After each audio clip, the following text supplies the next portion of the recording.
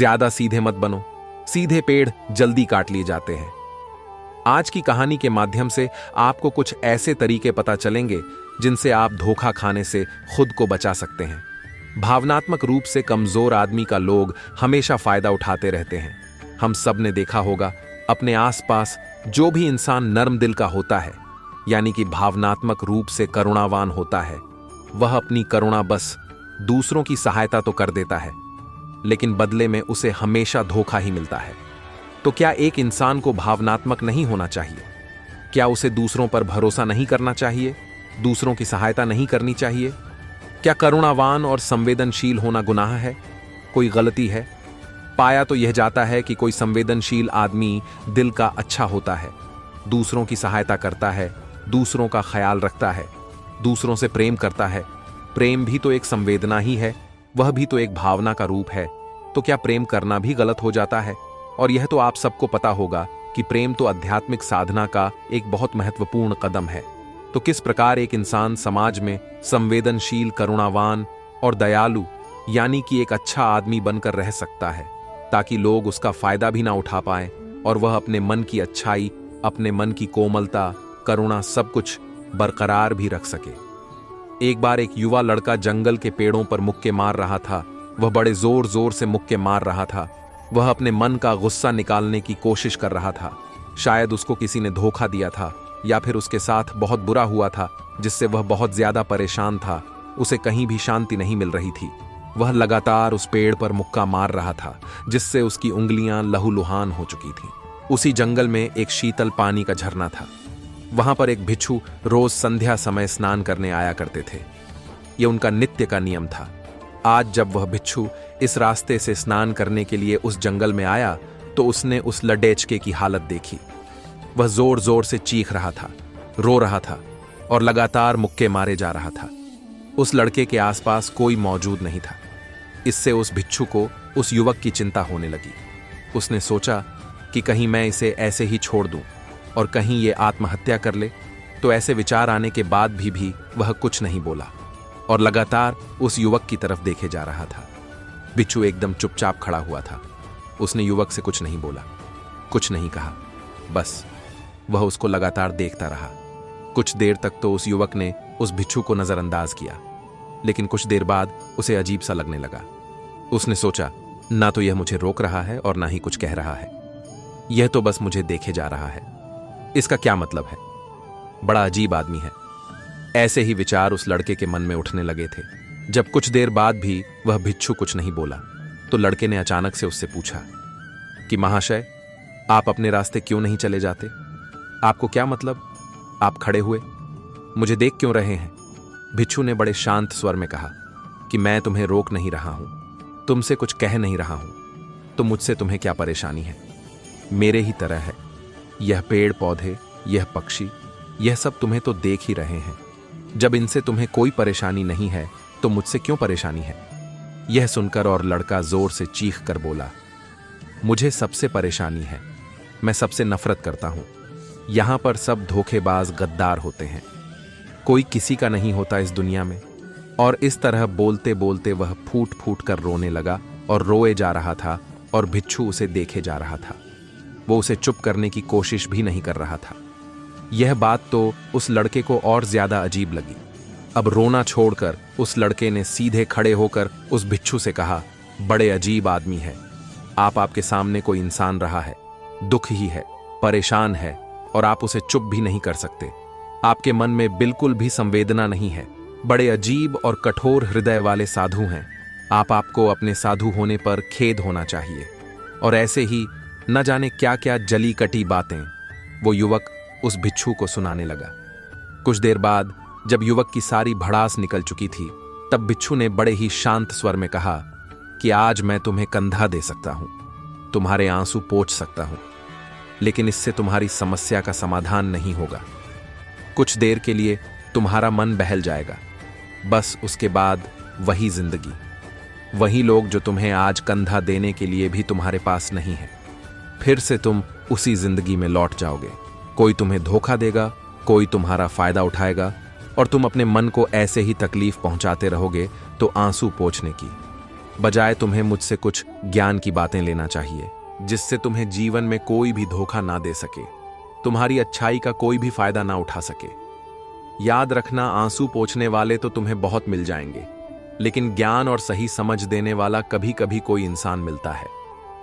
भिक्षु ने उसे बताया कि मैं पास ही के झरने में स्नान करने के लिए जा रहा हूं। बड़ा ही शीतल पानी है वहां का। अगर तुम चाहो तो तुम भी मेरे साथ चल सकते हो। यहां पर अकेले परेशान होने से अच्छा है कि तुम झरने की शीतल पानी में स्नान करो, जिससे तुम्हारा दिमाग, मन, मस्तिष्क और तुम्हारा शरीर सब कुछ पवित्र हो जाएगा। यह सुनकर वो लड़का उस भिक्षु के पीछे पीछे हो लिया। जंगल के बीचों बीच रास्ता झरने की तरफ जाता था। जंगल में सन्नाटा छाया हुआ था। उनके पैरों तले सूखे पत्तों की चरमराने की आवाज पूरे जंगल में गूंज रही थी। आज पूर्णिमा की रात थी और आसमान में चांद अपनी उजली रोशनी उस जंगल में फेंक रहा था। उस रोशनी में दोनों उस झरने की तरफ बढ़ते चले जा रहे थे। रास्ते में चलते चलते उस युवक ने उस भिक्षु से कहा कि महात्मन, आपकी जिंदगी मस्त है, आपको किसी चीज की कोई परेशानी नहीं है। आपको पता है कि दुनिया में कैसे कैसे लोग बसते हैं, कितने धोखेबाज, कितने मक्कार, और सबसे बड़ी बात, अपने लोग ही धोखा देते हैं, जिनसे हम प्रेम करते हैं, जिनको हम अपना मानते हैं। जब उन्हीं से धोखा मिलता है तो कैसा महसूस होता है। कभी कभी तो ऐसे लगता है कि भोले और दयालु लोगों के लिए यह दुनिया नहीं बनी है, ये धोखेबाजों के लिए है, मक्कारों के लिए है। वही यहाँ पर फलते फूलते हैं, वही आनंद से जीते हैं। और हमारे जैसे लोग जो दूसरों की सहायता करते हैं, दूसरों को अपना मानते हैं, वह हमेशा जीवन भर दुख में रहते हैं। यही जीवन की सत्यता है और यही संसार है जिसमें हमें रोज घुट घुट कर मरना पड़ता है। आपने सही किया, ऐसे जिंदगी को त्याग दिया, पीछे छोड़ दिया। अब बस अपने में मस्त, किसी से कोई परेशानी नहीं है, किसी की कोई चिंता नहीं है। मैं भी सोचता हूं कि मैं भी संन्यास ले लूं, छोड़ दो इस दुनिया को। यह सुनकर उस भिक्षु ने कहा कि तुम्हें क्या लगता है, सन्यासी जीवन बहुत आसान होता है। भिक्षु ने बड़े शांत स्वर में कहा कि तुम्हें तो 2 वक्त की रोटी तो शांति से मिल जाती है, हमें तो कभी कभी वह भी नसीब नहीं होती। अगर भिक्षु मिल जाती है तो हम खा लेते हैं, वरना हमें तो भूखा ही सोना पड़ता है। यही सन्यासी जीवन है। हमें हमेशा नीचे सोना पड़ता है, सिर्फ एक लंगोट में रहना पड़ता है, चाहे कैसा भी मौसम क्यों ना हो। तो यह सब तुम्हें आसान लगता है, तो तुम भी सन्यासी बन जाओ। युवक ने कहा कि आप कहते तो ठीक ही हैं, संघर्ष तो दोनों तरफ है, सांसारिक जीवन में भी और सन्यासी जीवन में भी। वैसे सांसारिक जीवन भी अच्छा है, लेकिन तब तक जब तक घर परिवार में सुख शांति बनी रहे, धोखा ना मिले, हमारे लोग हमारा फायदा ना उठाएं, हमसे झूठ ना बोले, हमें धोखा ना दे, तब तो जीवन जीने का आनंद होता है, वरना तो जीवन नर्क हो जाता है। भिक्षु ने कहा, देखो, सन्यास अपने मन से लिया जाता है। जब हमारा मन कहता है कि हमें सन्यास के मार्ग पर सफलता हासिल करनी है, आगे बढ़ना है, तो ही सन्यासी जीवन सफल हो पाता है। लेकिन तुम अपने घर से परेशान होकर, दूसरे लोगों से परेशान होकर सन्यासी बनना चाहते हो, तो तुम्हारा सन्यासी जीवन भी कभी सफल नहीं होगा। इससे अच्छा तो तुम सांसारिक जीवन में अगर कुछ तरीके, कुछ नियम अपनाओ, तो दूसरे लोग तुम्हें धोखा नहीं दे पाएंगे। सबसे पहले तो यह समझो कि धोखा उन्हें ही मिलता है जो भावनात्मक रूप से कमजोर होते हैं, जिनका दिल जल्दी पिघल जाता है, जो दूसरों को दुख में नहीं देख पाते। ऐसे लोगों के साथ धोखे होने की संभावना ज्यादा होती है, क्योंकि कोई भी आदमी अपनी परेशानी बताकर, अपने को दुख में बताकर तुम्हारा फायदा उठा सकता है। क्या पता वह झूठ बोल रहा हो, वह दुखी होने का अभिनय कर रहा हो, लेकिन आपको तो सच ही लगेगा। और उसके बाद कुछ समय बाद आपको पता चलता है कि आपके साथ धोखा हो गया। उसके बाद आपका मन अंदर से टूट जाता है। इसीलिए सबसे पहले बात ध्यान रखना कि किसी भी व्यक्ति को यह एहसास मत होने दो कि तुम भावनात्मक रूप से कमजोर हो। अंदर से तुम्हारा दिल नर्म है। अगर उन्हें यह कमजोरी आपकी पता चल गई, तो वह कोई ना कोई जाल रचकर आपका फायदा उठाने की जरूर कोशिश करेंगे। चाहे आप अंदर से संवेदनशील हो, दूसरों की मदद करने वाले हो, लेकिन किसी को एहसास मत होने दो। ऊपर से कठोर बने रहो। जब लोगों को लगेगा कि इससे कुछ बोलने का फायदा ही नहीं है, ये आदमी कठोर है नहीं, पिघलेगा तो खुद ब खुद वो लोग जो झूठे हैं, जो मक्कार हैं, वो आपके पास आएंगे ही नहीं। वो उन्हें चुनेंगे जो उनके आसान शिकार होंगे। दूसरी बात समझने की यह होती है कि हम बहुत जल्दी दूसरों पर विश्वास कर लेते हैं और हमारी जल्दी विश्वास करने की आदत ही हमें हानि पहुंचाती है। 2 दिन तुम्हें किसी से मिले हुए नहीं होते हैं और तुम एक दूसरे के हो जाते हो, एक दूसरे पर पूरा भरोसा करने लग जाते हो और यह भरोसा तीसरे दिन टूट भी जाता है और फिर तुम्हें धोखा मिलता है और फिर तुम परेशान होते हो। इसीलिए समय दो। किसी भी चीज को, किसी भी रिश्ते को आगे बढ़ाने के लिए समय की जरूरत होती है। समय के साथ तुम्हें सामने वाले इंसान की अच्छाई और बुराई पता चलती है। तब तुम्हें पूर्ण रूप से पता चलता है कि इंसान वास्तव में कैसा है, अच्छा है या बुरा है, और वह कुछ समय देने के बाद ही होता है। इसीलिए जल्दी किसी पर विश्वास मत करो। अगली पहचान या अगला तरीका समझने के लिए तुम्हें ऐसे लोगों को समझना होगा जो दूसरों की चापलूसी करते रहते हैं। कुछ लोगों की आदत होती है चापलूसी करने की। आपके सामने आपकी बड़ाई करेंगे, आपके बारे में अच्छा अच्छा बोलेंगे और आपको लगेगा कि यह इंसान कितने अच्छे हैं, मेरे से कितना प्यार करते हैं। लेकिन वास्तव में उनकी वह चापलूसी एक जाल होती है ताकि वह आपका दिल जीत सके, और उनको चापलूसी करने का मौका तभी मिलता है जब आप दिखावा करते हैं। अगर आप उनकी चापलूसी से प्रभावित ही नहीं होंगे तो कुछ समय बाद वो चापलूसी करना बंद कर देंगे। इसीलिए किसी के सामने दिखावा मत करो, वरना आप तो आकर्षण के केंद्र बन जाते हो। लोगों को लगता है कि शायद इसके पास बहुत ज्यादा धन संपदा है, इसीलिए इतना दिखावा कर रहा है, और इसी वजह से जो लोग आपका फायदा उठाना चाहेंगे वो आपके करीब आने की कोशिश करेंगे, आपके चापलूसी करने की कोशिश करेंगे। अगला नियम बताते हुए भिक्षु ने झरने की तरफ इशारा किया। वो झरने के पास पहुंच चुके थे। युवक को भी एहसास हो चुका था क्योंकि वहां पर ठंडी ठंडी हवा चल रही थी। ढलान की तरफ जाते हुए भिक्षु ने कहा कि सांसारिक जीवन में एक बात समझने की यह होती है कि हम जिसकी सहायता कर रहे हैं, चाहे किसी भी रूप में, धन से, शारीरिक रूप से, या जिस भी अवस्था में हम किसी की सहायता कर रहे हैं, तो हमें यह ख्याल रखना चाहिए कि सामने वाला वापस कभी भविष्य में हमारी सहायता करने योग्य है कि नहीं है। अगर किसी को पैसा उधार दे रहे हो तो यह समझो कि उसके पास आय का कोई साधन है कि नहीं है। कल भविष्य में वह तुम्हें वापस कर पाएगा कि नहीं कर पाएगा। अगर वह नहीं करेगा तो तुम्हें तकलीफ होगी, तुम्हें दुख होगा। ऐसे तो इंसान करुणावश भिखारियों को भी भीख देता है, लेकिन वह गलत नहीं है, क्योंकि जो भी पैसा अपने सामने वाले को दिया है उससे आपके ऊपर कोई ज्यादा प्रभाव नहीं पड़ेगा अगर वह आपको वापस भी नहीं लौटाएगा। दोस्तों, अगर किसी ऐसे इंसान को पैसा देना है जो कभी वापस नहीं लौटा पाएगा तो उतना ही देना जिससे तुम्हारे ऊपर ज्यादा दबाव न बने। अगर वो वापस भी न लौटाए तो तुम्हें ज्यादा दुख न पहुंचे। अब तक वो दोनों झरने पर पहुंच चुके थे। दोनों ने अपने कपड़े उतरे और उस झरने के शीतल पानी में कूद पड़े। पानी बाहर ठंडा था।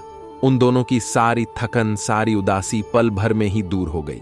स्नान कर लेने के बाद दोनों एक पेड़ाच के नीचे उस झरने के सामने बैठकर बातें करने लगे। भिक्षु ने उसे आगे समझाते हुए कहा कि शुरुआत में लोगों को नजरअंदाज करना सीखो। जब तुम किसी को शुरुआत में नजरअंदाज करते हो तो जो भी लोग किसी लालच की वजह से तुम्हारे पास प्रभावित हो रहे थे उनके छटनी हो जाएगी।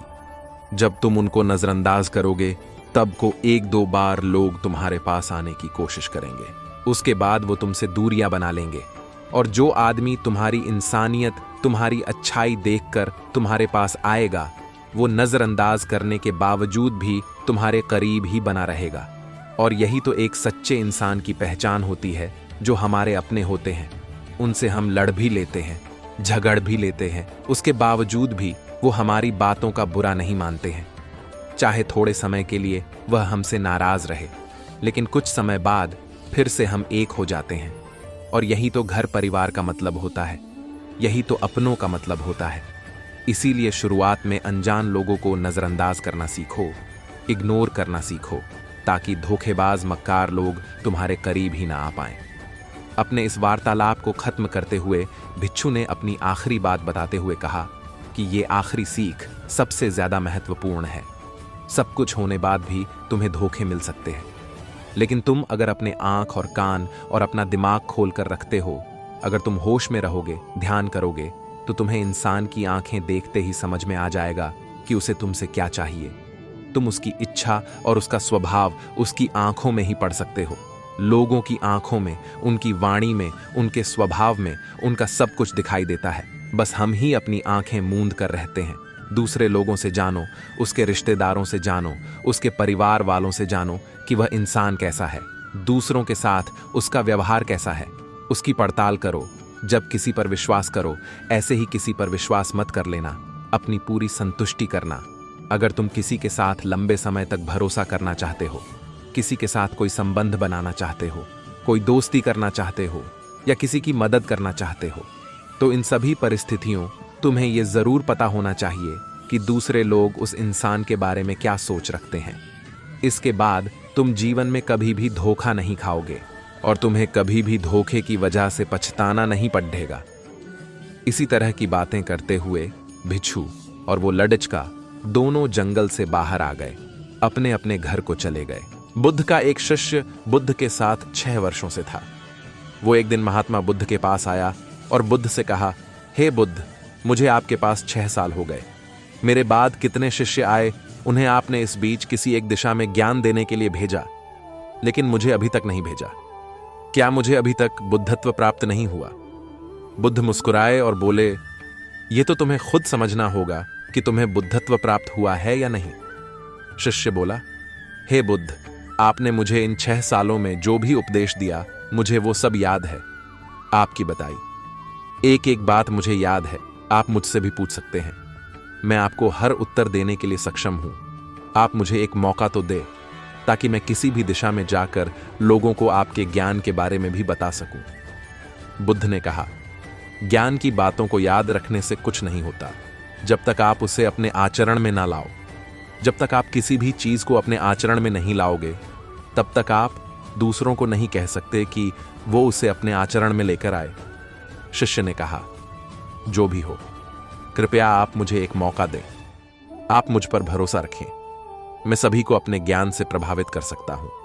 मैं लोगों को ऐसी बातें बता सकता हूं जिससे उनके जीवन में शांति आएगी और वो शांतिपूर्ण अपना जीवन जी सकेंगे। बुद्ध ने कहा, अभी तुम तैयार नहीं हो। जब तुम तैयार हो जाओगे, मैं तुम्हें खुद सही मार्ग पर जाने के लिए कहूंगा। शिष्य ने कहा, क्यों बुद्ध? आपने मुझे इन 6 वर्षों में इतना भी ज्ञान नहीं दिया जिससे मैं लोगों को प्रभावित कर सकूं। बुद्ध ने कहा, ठीक है, तुम पूर्व दिशा की तरफ जाओ। वहां तुम्हें एक गांव मिलेगा। उससे तुम भिक्षा मांग कर लाओ और वहां के लोगों को अपने ज्ञान से मदद करना। कल सुबह तुम वहां अकेले जाना और शाम को आकर मुझे बताना तुमने कैसे वहां के लोगों की मदद की। वह शिष्य यह सब सुनकर बेहद खुश हो गया और बुद्ध का आशीर्वाद लेकर चला गया। और वह रात भर ज्ञान समेटता रहा और मन ही मन सोच रहा था कि मैं कल ऐसे ज्ञान की छाप छोड़ूंगा कि वहां के लोगों के साथ बुद्ध भी मुझसे प्रभावित हो जाएंगे। सुबह उठकर ओ महात्मा बुद्ध को प्रणाम करने गया। उन्हें प्रणाम कर वह पूर्व की तरफ निकल गया। शाम को जब वह वापस आया तो बुद्ध ने देखा कि उस शिष्य के माथे पर चोट लगी है और खून बह रहा है। बुद्ध ने उसे पट्टी की और पूछा, तुम्हें यह चोट कैसे लगी? शिष्य ने कहा कि बुद्ध, वहां के लोग बेहद दुष्ट हैं। उन्हें जरा भी बुद्धि नहीं है। मैं उस गांव में भिक्षा लेने गया, पर किसी ने मुझे भिक्षा नहीं दी। सब मुझे गालियां दे रहे थे। एक व्यक्ति ने तो मुझे भी भिक्षा तो दी, लेकिन नीचे फेंक कर और कहा, इसे उठा लो। मैंने उन्हें काफी समझाया, लेकिन वह मेरी बात सुनने को तैयार ही नहीं थे। उल्टा उन्होंने मेरे साथ हाथापाई की, जिससे मुझे चोट लग गई। हे बुद्ध, आप मुझे दूसरी जगह भेजें जहां के लोगों में बुद्धि हो, इस तरह ना हो। बुद्ध उसकी बात सुनकर मुस्कुराए और बोले कि अगर तुम्हें दूसरे गांव में भी ऐसे ही लोग मिले तब तुम क्या करोगे? शिष्य ने कहा, हे बुद्ध, ऐसे लोगों को कोई ज्ञान नहीं दे सकता। वह लोग अज्ञानी हैं, उन्हें कौन समझाए? बुद्ध ने कहा, वह लोग अज्ञानी नहीं बल्कि ज्ञानी हैं। उनके पास बहुत बुद्धि है, परंतु उनके पास खुद का ज्ञान है। अब अगर तुम किसी दूसरे के ज्ञान को चोट पहुंचाओगे तो वह कुछ तो कहेंगे ही। तुम्हें ऐसे लोग हर जगह मिलेंगे, तब तुम अपना ज्ञान उन्हें कैसे दोगे? बुद्ध ने शिष्य को कहा कि आज तुम आराम करो, कल शाम को मेरे पास आना। शिष्य बुद्ध को प्रणाम करके चला गया।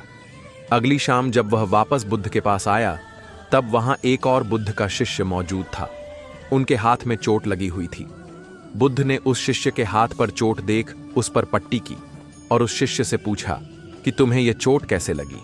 शिष्य ने कहा, हे बुद्ध, आपने पूर्व के एक गांव में मुझे जाने के लिए कहा था, वही मुझे यह चोट लगी। बुद्ध ने कहा, वहां तुम्हारे साथ क्या क्या हुआ, तुम मुझे बताओ। शिष्य ने कहा, हे बुद्ध, वहां पर मैंने सबसे भिक्षा मांगी, लेकिन किसी ने मुझे भिक्षा नहीं दी। एक व्यक्ति जिसने भिक्षा दी थी, उसने भी वह मुझे जमीन पर फेंक कर दी और कहा, उसे उठा लो। मैंने चुपचाप उसे उठाकर अपने पात्र में रख लिया और उसे कल्याण का आशीर्वाद दिया। तब उस व्यक्ति ने मुझसे कहा, आप बड़े ही अजीब व्यक्ति हो, मैं आपका अपमान कर रहा हूं और आप मुझे आशीर्वाद दे रहे हैं। मैंने उनसे कहा कि आप धनी हैं, आपने मुझे दान दिया है, इसलिए मैं आपको आशीर्वाद दे रहा हूं। फिर वहां से मैं आगे गया तो कुछ लोगों ने मुझे वहां से जाने के लिए कहा। उन्होंने मुझे कुछ अपशब्द कहे और मुझ पर कुछ पत्थर फेंके, जिससे मुझे चोट लग गई।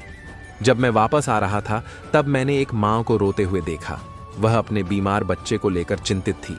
मैं तुरंत जंगल से जाकर उसके लिए जड़ी बूटी ले आया, लेकिन वहां के लोग मुझे जड़ी बूटी देने नहीं दे रहे थे। फिर मैंने उनसे विनती की कि वह मुझे उस बच्चे का इलाज करने दें। उसके बाद वो जैसा कहेंगे मैं ठीक वैसा ही करूंगा। फिर जिस व्यक्ति ने मुझे भिक्षा दी थी, उसने गांव वालों को समझाया। तब उन्होंने मुझे उस बच्चे को जड़ी बूटी लगाने दी। उसके बाद वह बच्चा ठीक हो गया। फिर गांव वालों ने मुझसे अपने किए गए अभद्र व्यवहार के लिए क्षमा मांगी और मुझे धन्यवाद कहा। फिर मैं वहां से वापस आ गया। हे बुद्ध, आपसे एक विनती है। उस गांव के लोग बहुत भोले भाले और सीधे हैं। क्या मैं रोज उसी गांव में जाकर भिक्षा मांग सकता हूं? यह सभी बात वो पहला शिष्य भी सुन रहा था। उसने यह सुनते ही बुद्ध के चरणों में गिरकर कहा कि हे बुद्ध, मैं समझ गया हूं कि अभी मैं उस लायक नहीं हुआ कि दूसरों को ज्ञान दे सकूं। बुद्ध ने कहा, हमें बाहर वैसे ही लोग दिखाई देते हैं जैसे हम भीतर से होते हैं। जब तक हम स्वयं को नहीं बदलते तब तक हम किसी को भी नहीं बदल सकते। खुद में परिवर्तन करना बेहद जरूरी है। कोई भी बात बताने से पहले उसे आचरण में लाना बेहद जरूरी है, क्योंकि आचरण में लाई हुई चीज को बताना समझाना बहुत आसान होता है और उसे लोग बेहद आसानी से अच्छे से समझ पाते हैं।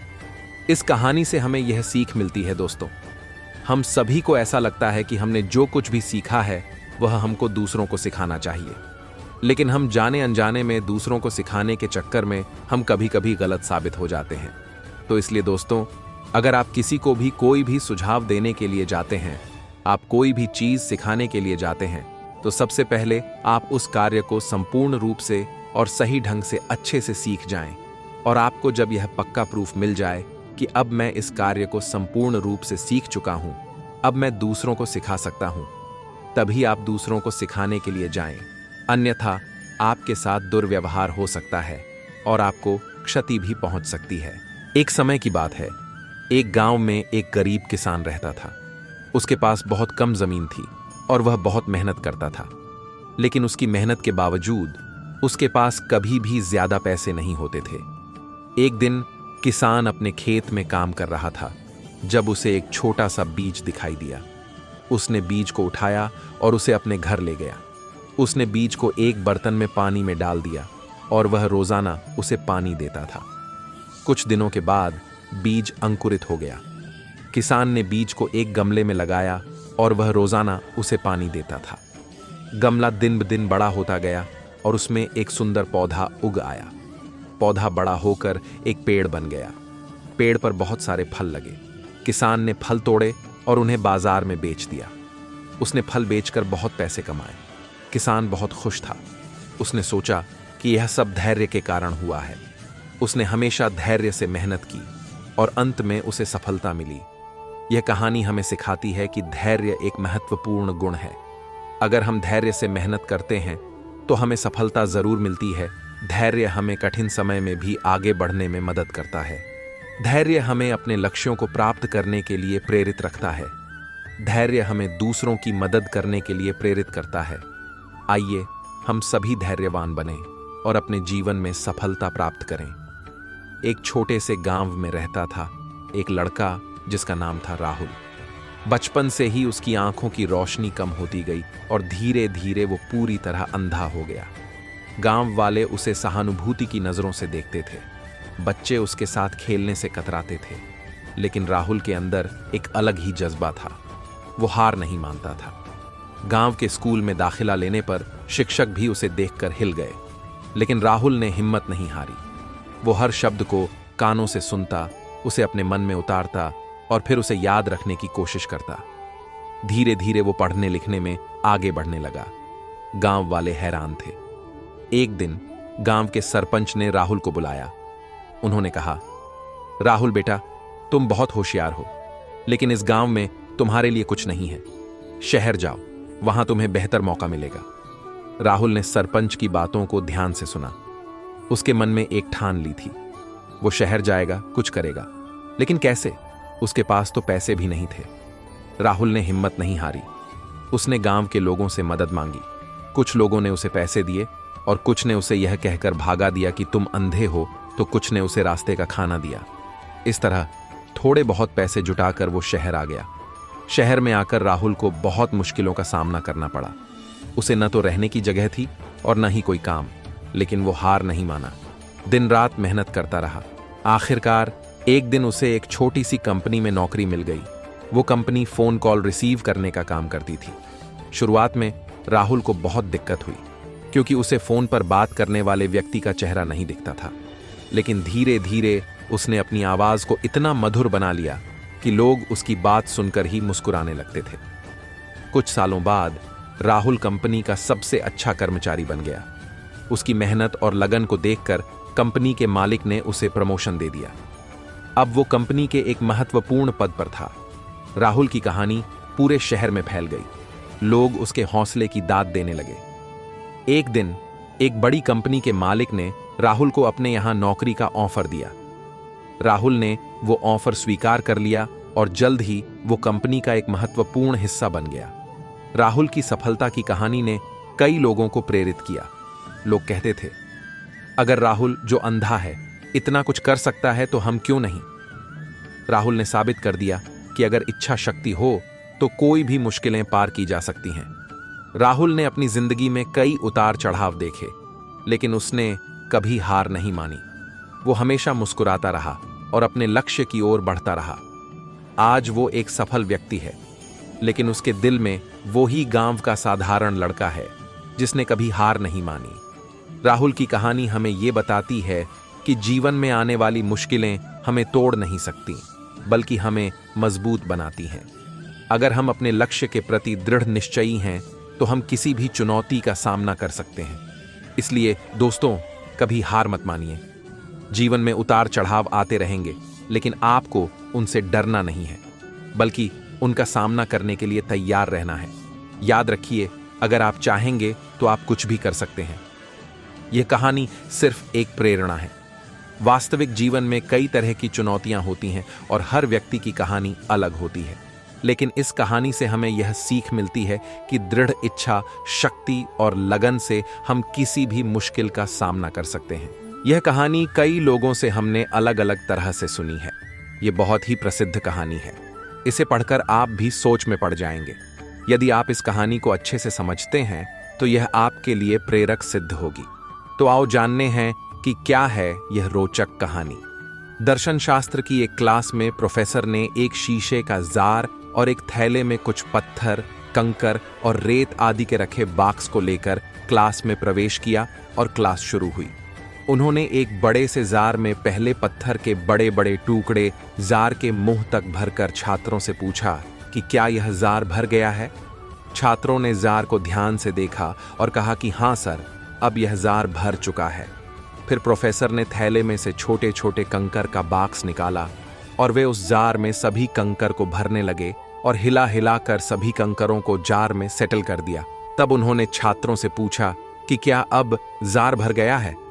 छात्रों ने ध्यान से देखा और सभी ने कहा, हाँ सर, अब तो पक्का भर गया है, अब कोई गुंजाइश नहीं बची। तभी प्रोफेसर ने थैले में से एक तीसरा बॉक्स निकाला जिसमें रेत भरी हुई थी।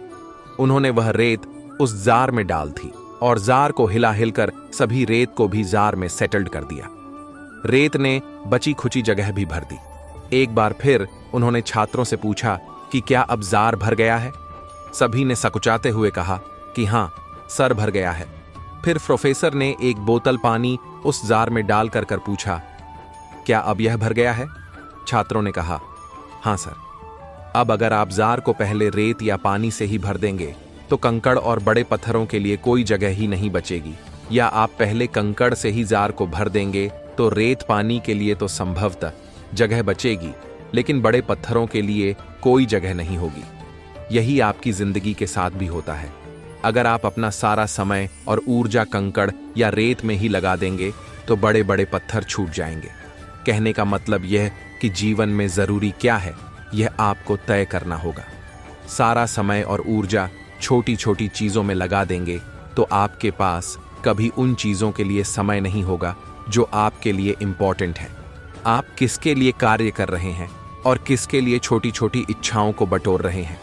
कार्य पर जाने के लिए, घर साफ करने के लिए, पार्टी करने के लिए या यात्रा करने के लिए आपके पास हमेशा वक्त रहेगा, परंतु परिवार और सेहत पर ध्यान नहीं दिया तो किसके लिए यह सब करेंगे।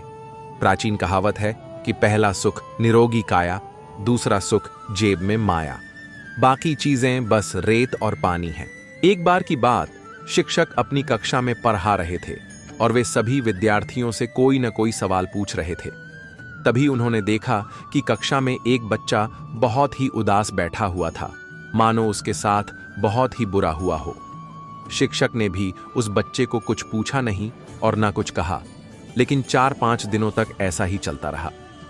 तभी शिक्षक ने एक दिन उस बच्चे के पास जाकर पूछा कि बेटा, तुम इतने उदास क्यों बैठे रहते हो और दूसरे बच्चों की तरह तुम खुश नहीं रहते और किसी भी सवाल का जवाब नहीं देते हो।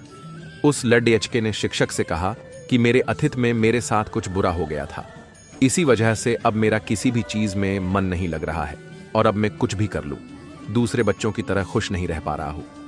शिक्षक ने उस बच्चे की बात को पूरा सुना और अगले दिन अपने बैग में शिकंजे बनाने का सारा सामान अपने साथ लेकर आए और सारे बच्चे जाने के बाद शिक्षक उस बच्चे के पास शिकंजे बनाने का सामान लेकर गए। उस सामान से उस लडीडीएचके को एक ग्लास शिकंजे बनाकर दिया। तब लडीडीएचके को लगा कि सर ये सब मुझे खुश करने के लिए कर रहे हैं। तभी सर ने लडएचके की तरफ शिकंजे का ग्लास बढ़ाया और उसे पीने के लिए कहा, और जैसे ही लडएचके ने शिकंजे का एक घूंट पिया तो उसे शिकंजे में नमक ज्यादा लगा। लडएचके ने सर से कहा कि इसमें नमक ज्यादा हुआ है। तभी सर ने, ठीक है लाओ, मैं इसे फेंक देता हूं। अब लडएचके ने सर से कहा कि सर इसे फेंकने की जरूरत नहीं है, इसमें थोड़ी शक्कर मिला देंगे तो यह खुद अच्छा हो जाएगा। सर ने उस लडएचके की तरफ मुस्कुराते हुए देखा और कहा, यही चीज मैं तुम्हें आज इस शिकंजे के बहाने समझने आया था। हमारी जिंदगी भी बिल्कुल शिकंजे की तरह है और हमारे बीते कल में हमारे साथ जो दुखद घटनाएं हमारे साथ हुई हैं वो सब उस शिकंजे में मिली नमक की तरह है। जब हमारे कल में बहुत कुछ बुरा हुआ हो जिसके वजह से हमारी जिंदगी बिल्कुल कड़ी हो जाती है, तब हमें उसमें कुछ अच्छे पल मिलाने की जरूरत होती है।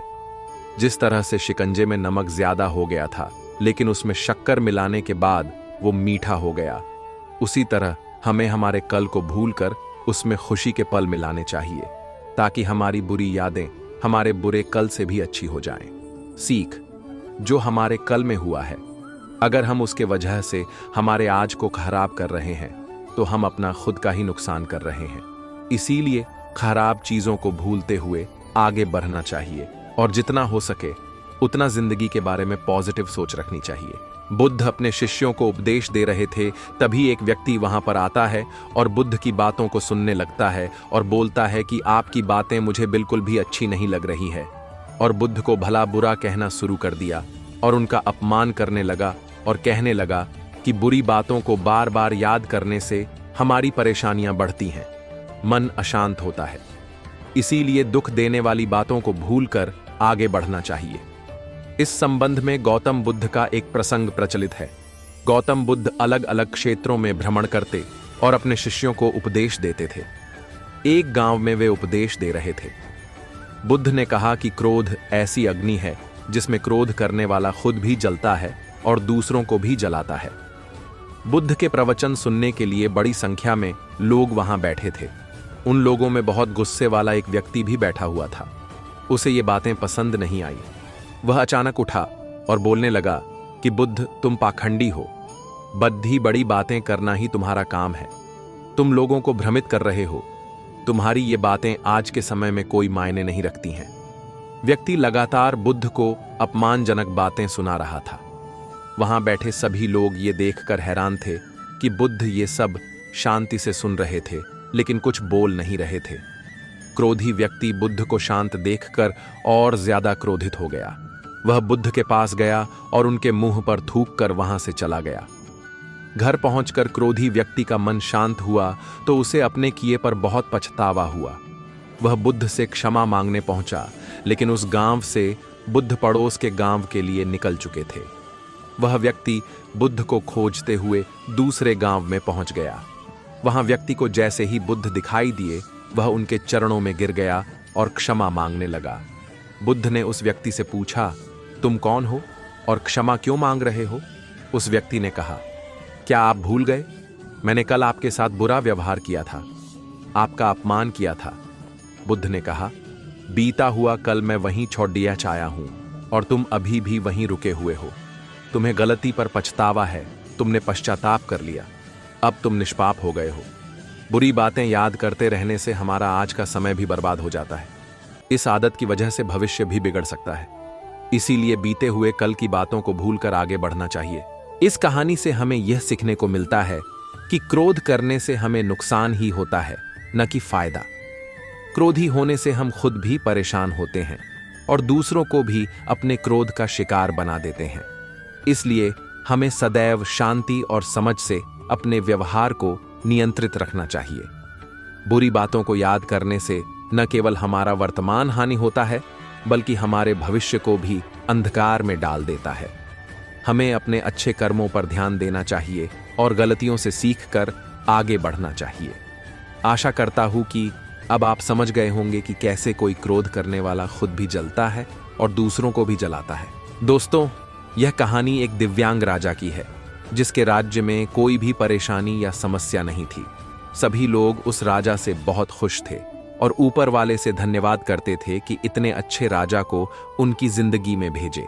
वह राजा दिव्यांग था, उसकी एक आंख नहीं थी और एक पैर नहीं था, लेकिन फिर भी राजा को इस बात का कोई भी मलाल नहीं था। एक दिन राजा अपने महल के गलियारे में घूमते हुए अपने पूर्वजों की तस्वीर को देख रहा था और सोच रहा था कि मेरे पिताजी इतने सूर्यवीर थे, उनके पिताजी इतने सूर्यवीर थे, हमें इतने शूरवीर खानदान में जन्म लेने का मौका मिला। ऊपर वाले का बहुत बहुत धन्यवाद है। राजा ने सभी चित्र को देखते हुए आखिरी चित्र तक पहुंचा और फिर उस खाली जगह को देखा तो वह चिंता में पड़ गया, क्योंकि उसे यह मालूम था कि अब यहां जो तस्वीर लगेगी वह उसी की लगेगी। लेकिन राजा को इस बात की चिंता नहीं थी कि वह मर जाएगा। चिंता इस बात की थी कि वहां जो पेंटिंग लगेगी वह कैसी लगेगी। राजा का एक आंख और एक पैर ना होने की वजह से वह चिंता में था। राजा का एक आंख और एक पैर ना होने की वजह से वह चिंता में पड़ गया और सोचने लगा कि इस गलियारे में इतनी शानदार पेंटिंग लगी है, लेकिन मेरी एक आंख और एक पैर ना होने की वजह से मेरी तस्वीर सबसे खराब लगेगी और भद्दी दिखेगी। राजा ने सोचा कि मेरे मरने के बाद पता नहीं कैसी पेंटिंग बनेगी, और क्यों ना मैं अपने जीते जी ही एक शानदार पेंटिंग बनवाऊं, ताकि मुझे सुकून मिल जाए कि यहाँ मेरी अच्छी पेंटिंग लगेगी। अब उस राज्य में ऐलान करवा दिया गया और सभी पेंटर को बुलाया गया और कहा गया कि जो भी पेंटर राजा का शानदार पेंटिंग बनाएगा उसे शानदार इनाम मिलेगा। अब सभी पेंटर राज्य में आए। उन सभी पेंटर को पता था कि अगर शानदार पेंटिंग बनेगा तो शानदार इनाम मिलेगा, लेकिन जिस राजा का एक आंख नहीं है, एक पैर नहीं है, उसका शानदार पेंटिंग कैसे बनेगा? पेंटर सोच रहे थे कि इनाम का तो पता नहीं, लेकिन अगर शानदार पेंटिंग नहीं बनी और राजा गुस्सा हो गया तो सजा जरूर मिलेगी। इसलिए बड़े बड़े चित्रकार भी आगे नहीं आए। तभी उसमें से एक लड़का बोला, राजा साहब, मैं आपकी पेंटिंग बनाना चाहता हूं, मुझे 24 घंटे का वक्त दीजिए। अब सभी बड़े बड़े पेंटर हैरान हो गए कि यह लड़का क्या पेंटिंग बनाएगा, और अगर राजा को पेंटिंग पसंद नहीं आई तो इसे सजा जरूर मिलेगी। राजा बोला, ठीक है, आप बना करके आइए। अगले दिन वह लड़का तस्वीर बनाकर लाने वाला था और दरबार पूरी तरह से भर चुका था। लोग दूर दूर से यह देखने के लिए आए थे कि वह लड़का कैसा पेंटिंग बनाएगा। अब लड़का जब उस राजा की पेंटिंग बनाकर लाया तो लोग आश्चर्यचकित रह गए। सब लोग जोर जोर से तालियां बजाने लगे, सीटी बजाने लगे, और जब राजा ने उस पेंटिंग को देखा तो वह खुश हो गया और बोला कि वाह, इससे अच्छी पेंटिंग तो इस पूरे गलियारे में नहीं है। राजा ने उस लड़के को बहुत सारा इनाम दिया। अब आप सोच रहे होंगे कि उस राजा की क्या पेंटिंग बनी होगी जिसकी एक आंख नहीं है और एक पैर नहीं है। कैसा पेंटिंग बना होगा। और उस तस्वीर में लड़के ने राजा को एक घोड़े पर सवार किया था।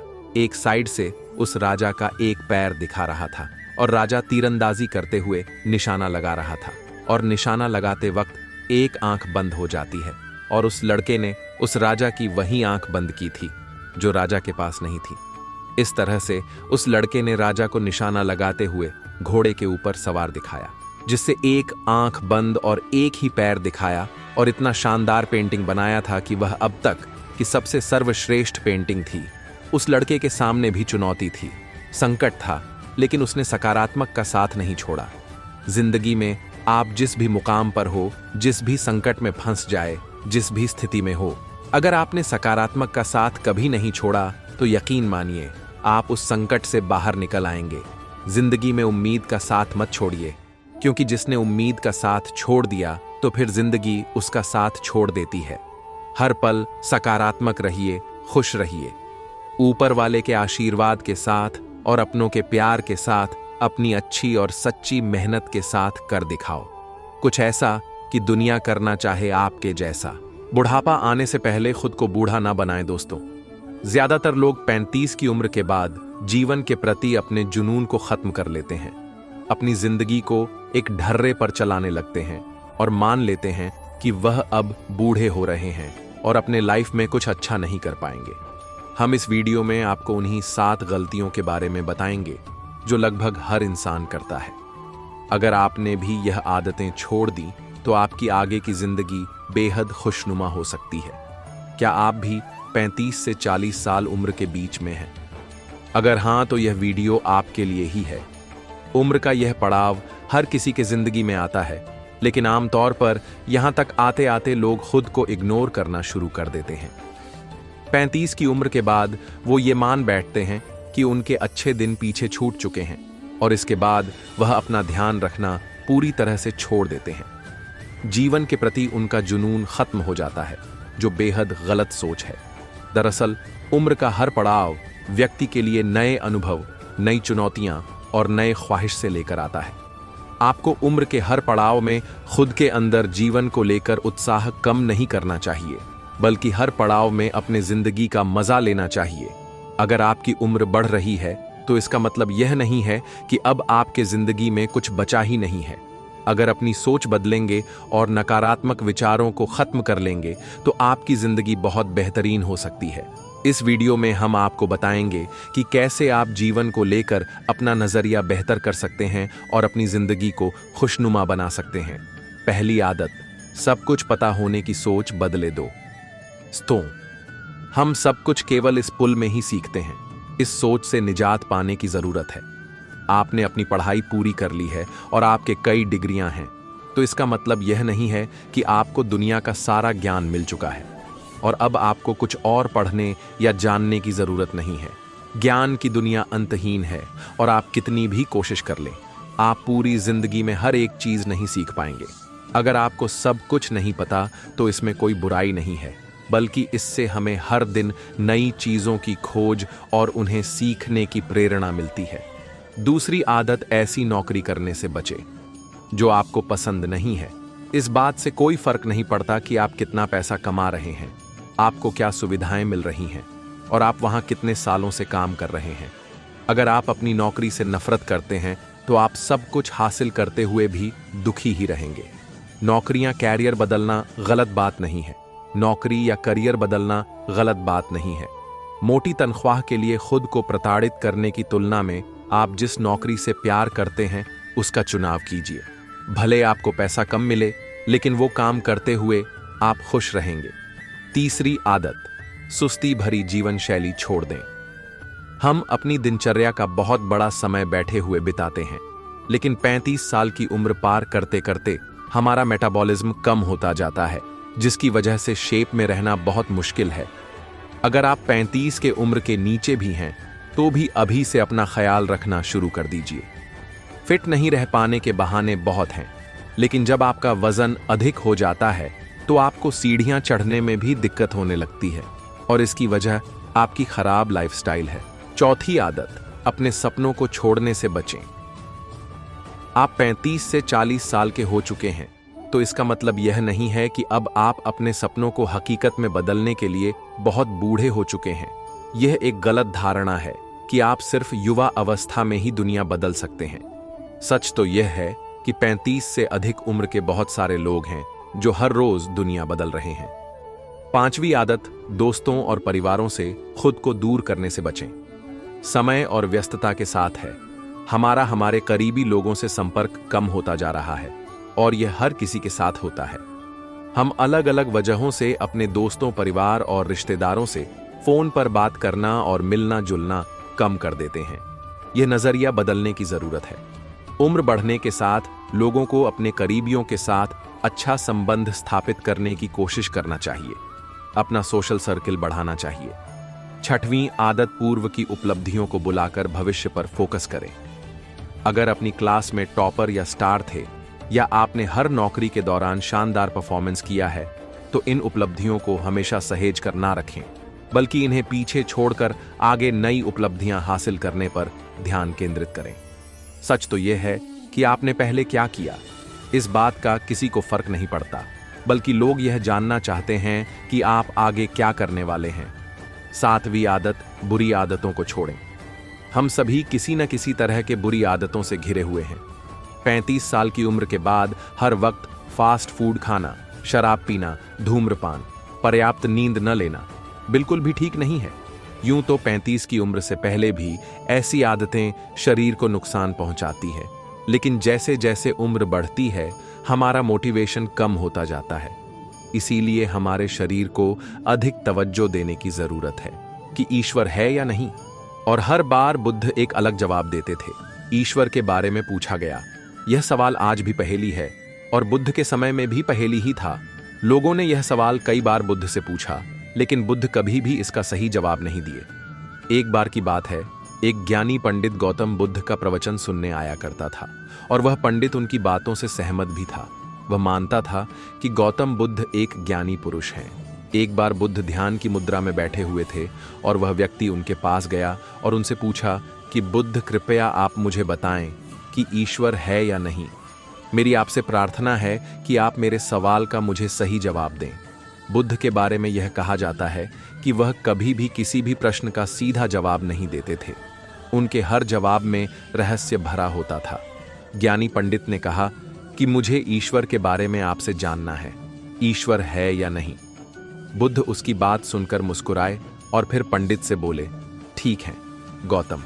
बुद्ध ने कहा कि मैं तुम्हारे सवाल का जवाब जरूर दूंगा, लेकिन उससे पहले मेरे कुछ प्रश्नों का जवाब आप मुझे दे दो। पंडित ने कहा, मैं बिल्कुल आपके प्रश्नों का जवाब दूंगा, आप कृपया प्रश्न पूछें। बुद्ध ने कहा कि क्या तुम सूर्य को मानते हो? पंडित ने बुद्ध की तरफ देखा और कहा कि यह किस प्रकार का प्रश्न है? मैं छोटा बच्चा हूं, आप जो मुझसे बच्चों वाला प्रश्न पूछ रहे हैं। सूर्य तो साक्षात प्रकट होता है और पूरी दुनिया को रोशनी देता है। धरती पर रहने वाले हर जीव को सूर्य से ऊर्जा प्राप्त होती है। सूर्य को तो हम रोज ही देखते हैं।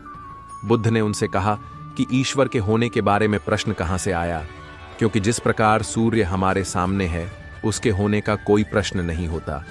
तब ईश्वर के लिए यह सवाल क्यों उठा? ईश्वर को मानने की क्या आवश्यकता है? इसका मतलब तो यह हुआ कि आपके मन में कहीं ना कहीं ईश्वर के प्रति संदेह है, क्योंकि ईश्वर सूर्य की तरह आपके सामने नहीं है। आप ईश्वर को भी बुद्धि से ढूंढने के लिए निकले हो, और बुद्धि केवल उन्हीं बातों को मानती है जो उसके सामने दिखाई देता है, और ईश्वर कभी भी आपको प्रत्यक्ष रूप में सामने दिखाई नहीं देगा। अगर दिख जाए तो वह ईश्वर नहीं होगा। गौतम बुद्ध ने कहा कि तुम ईश्वर को मानते हो या नहीं? असल में यह प्रश्न ही गलत है, और गलत प्रश्न का सही उत्तर कैसे दिया जा सकता है? इसलिए अगर इस गलत प्रश्न के पूछे जाने पर और अगर किसी के उत्तर दिए जाने पर तो वह उत्तर भी इस प्रश्न की तरह ही गलत होगा। पंडित बुद्ध की बात सुनकर थोड़ा भ्रमित सा हो गया। उसने कहा कि बुद्ध, आप किस तरह की बातें कर रहे हैं? मुझे कुछ समझ नहीं आ रहा है। बुद्ध ने कहा, अगर मैं तुम्हें सीधे शब्दों में बताऊं तो इसका मतलब यह है कि ईश्वर को माना नहीं बल्कि जाना जा सकता है। अगर तुम मुझसे यह प्रश्न करते कि मैं ईश्वर को जानना चाहता हूं तो मैं तुम्हारी मदद कर सकता था, और जिस दिन तुम ईश्वर को जान जाओगे उस ईश्वर की व्याख्या तुम सीधे कभी नहीं कर पाओगे। लेकिन लोगों को ईश्वर के दर्शनों का स्वाद चखने में मदद जरूर कर सकते हो। तुम कभी अपना अनुभव किसी को दे नहीं सकते हो, लेकिन किसी को अनुभव कराने में सहायता जरूर कर सकते हो। दोस्तों, आपने बुद्ध के जीवन की कितनी कहानियां किस्से सुने होंगे। वहां आपने देखा होगा कि बुद्ध ने कभी भी ईश्वर के बारे में स्पष्ट नहीं कहा, और इसकी वजह से कई बार बुद्ध के ऊपर उंगलियां भी उठी। लोगों ने यहां तक कहा कि बुद्ध कुछ भी नहीं जानते, क्योंकि बुद्ध इस तरह के प्रश्नों का ठीक से उत्तर कभी नहीं देते थे। गौतम बुद्ध इस तरह के प्रश्नों से हमेशा बचा करते थे, क्योंकि ईश्वर और आत्मा के संबंध में कोई उत्तर दिया ही नहीं जा सकता है, और अगर कभी देना भी पड़े तो वह उदाहरण के माध्यम से उसे समझाने का प्रयास करते थे, क्योंकि ईश्वर और आत्मा के संबंध में कोई उत्तर दिया ही नहीं जा सकता है। यह संभव ही नहीं है। और मेरा यह मानना है कि बुद्ध को सचमुच ज्ञान प्राप्त हुआ था। वह उस ईश्वर का अनुभव कर चुके थे, और कोई भी व्यक्ति जो इस अनुभव को प्राप्त कर चुका हो वह कभी भी ईश्वर के बारे में या ज्ञान के बारे में सीधा सीधा कभी नहीं बताता। वह आपके प्रश्न को बीच में ही लटका देता है, क्योंकि वह चाहता है कि आप उसका स्वाद खुद चखे। गौतम बुद्ध ने कभी वह गलती नहीं की जो आज के कुछ धर्मगुरु कर रहे हैं। कहने का मतलब है कि जितने भी ज्ञानी पुरुषों ने ईश्वर के बारे में स्पष्टीकरण किया, उनके अनुयायियों ने उनके धर्म गुरुओं द्वारा ईश्वर के बारे में कही हुई बातों को मान लिया और अपने अलग अलग समुदाय बना लिए। फिर क्या हुआ, आप यह देख ही रहे हैं। उन गुरुओं द्वारा दी गई प्रामाणिकता के आधार पर आज वह सभी समुदाय एक दूसरे के दुश्मन बने हुए घूम रहे हैं, और हथियारों के दम पर यह प्रमाणित करना चाहते हैं कि मेरा गुरु सही है, मेरा ईश्वर सही है। वह लोग यह कहते हैं कि तुम अपनी ईश्वर को छोड़ो और हमारे ईश्वर को मानो, क्योंकि हमारा ईश्वर सत्य है। अगर कोई व्यक्ति ईश्वर की सीधी व्याख्या कर देगा तो अज्ञानियों की भीड़ उसकी बातों को मान लेगी। वह भी ईश्वर का अनुभव कभी नहीं करेगी।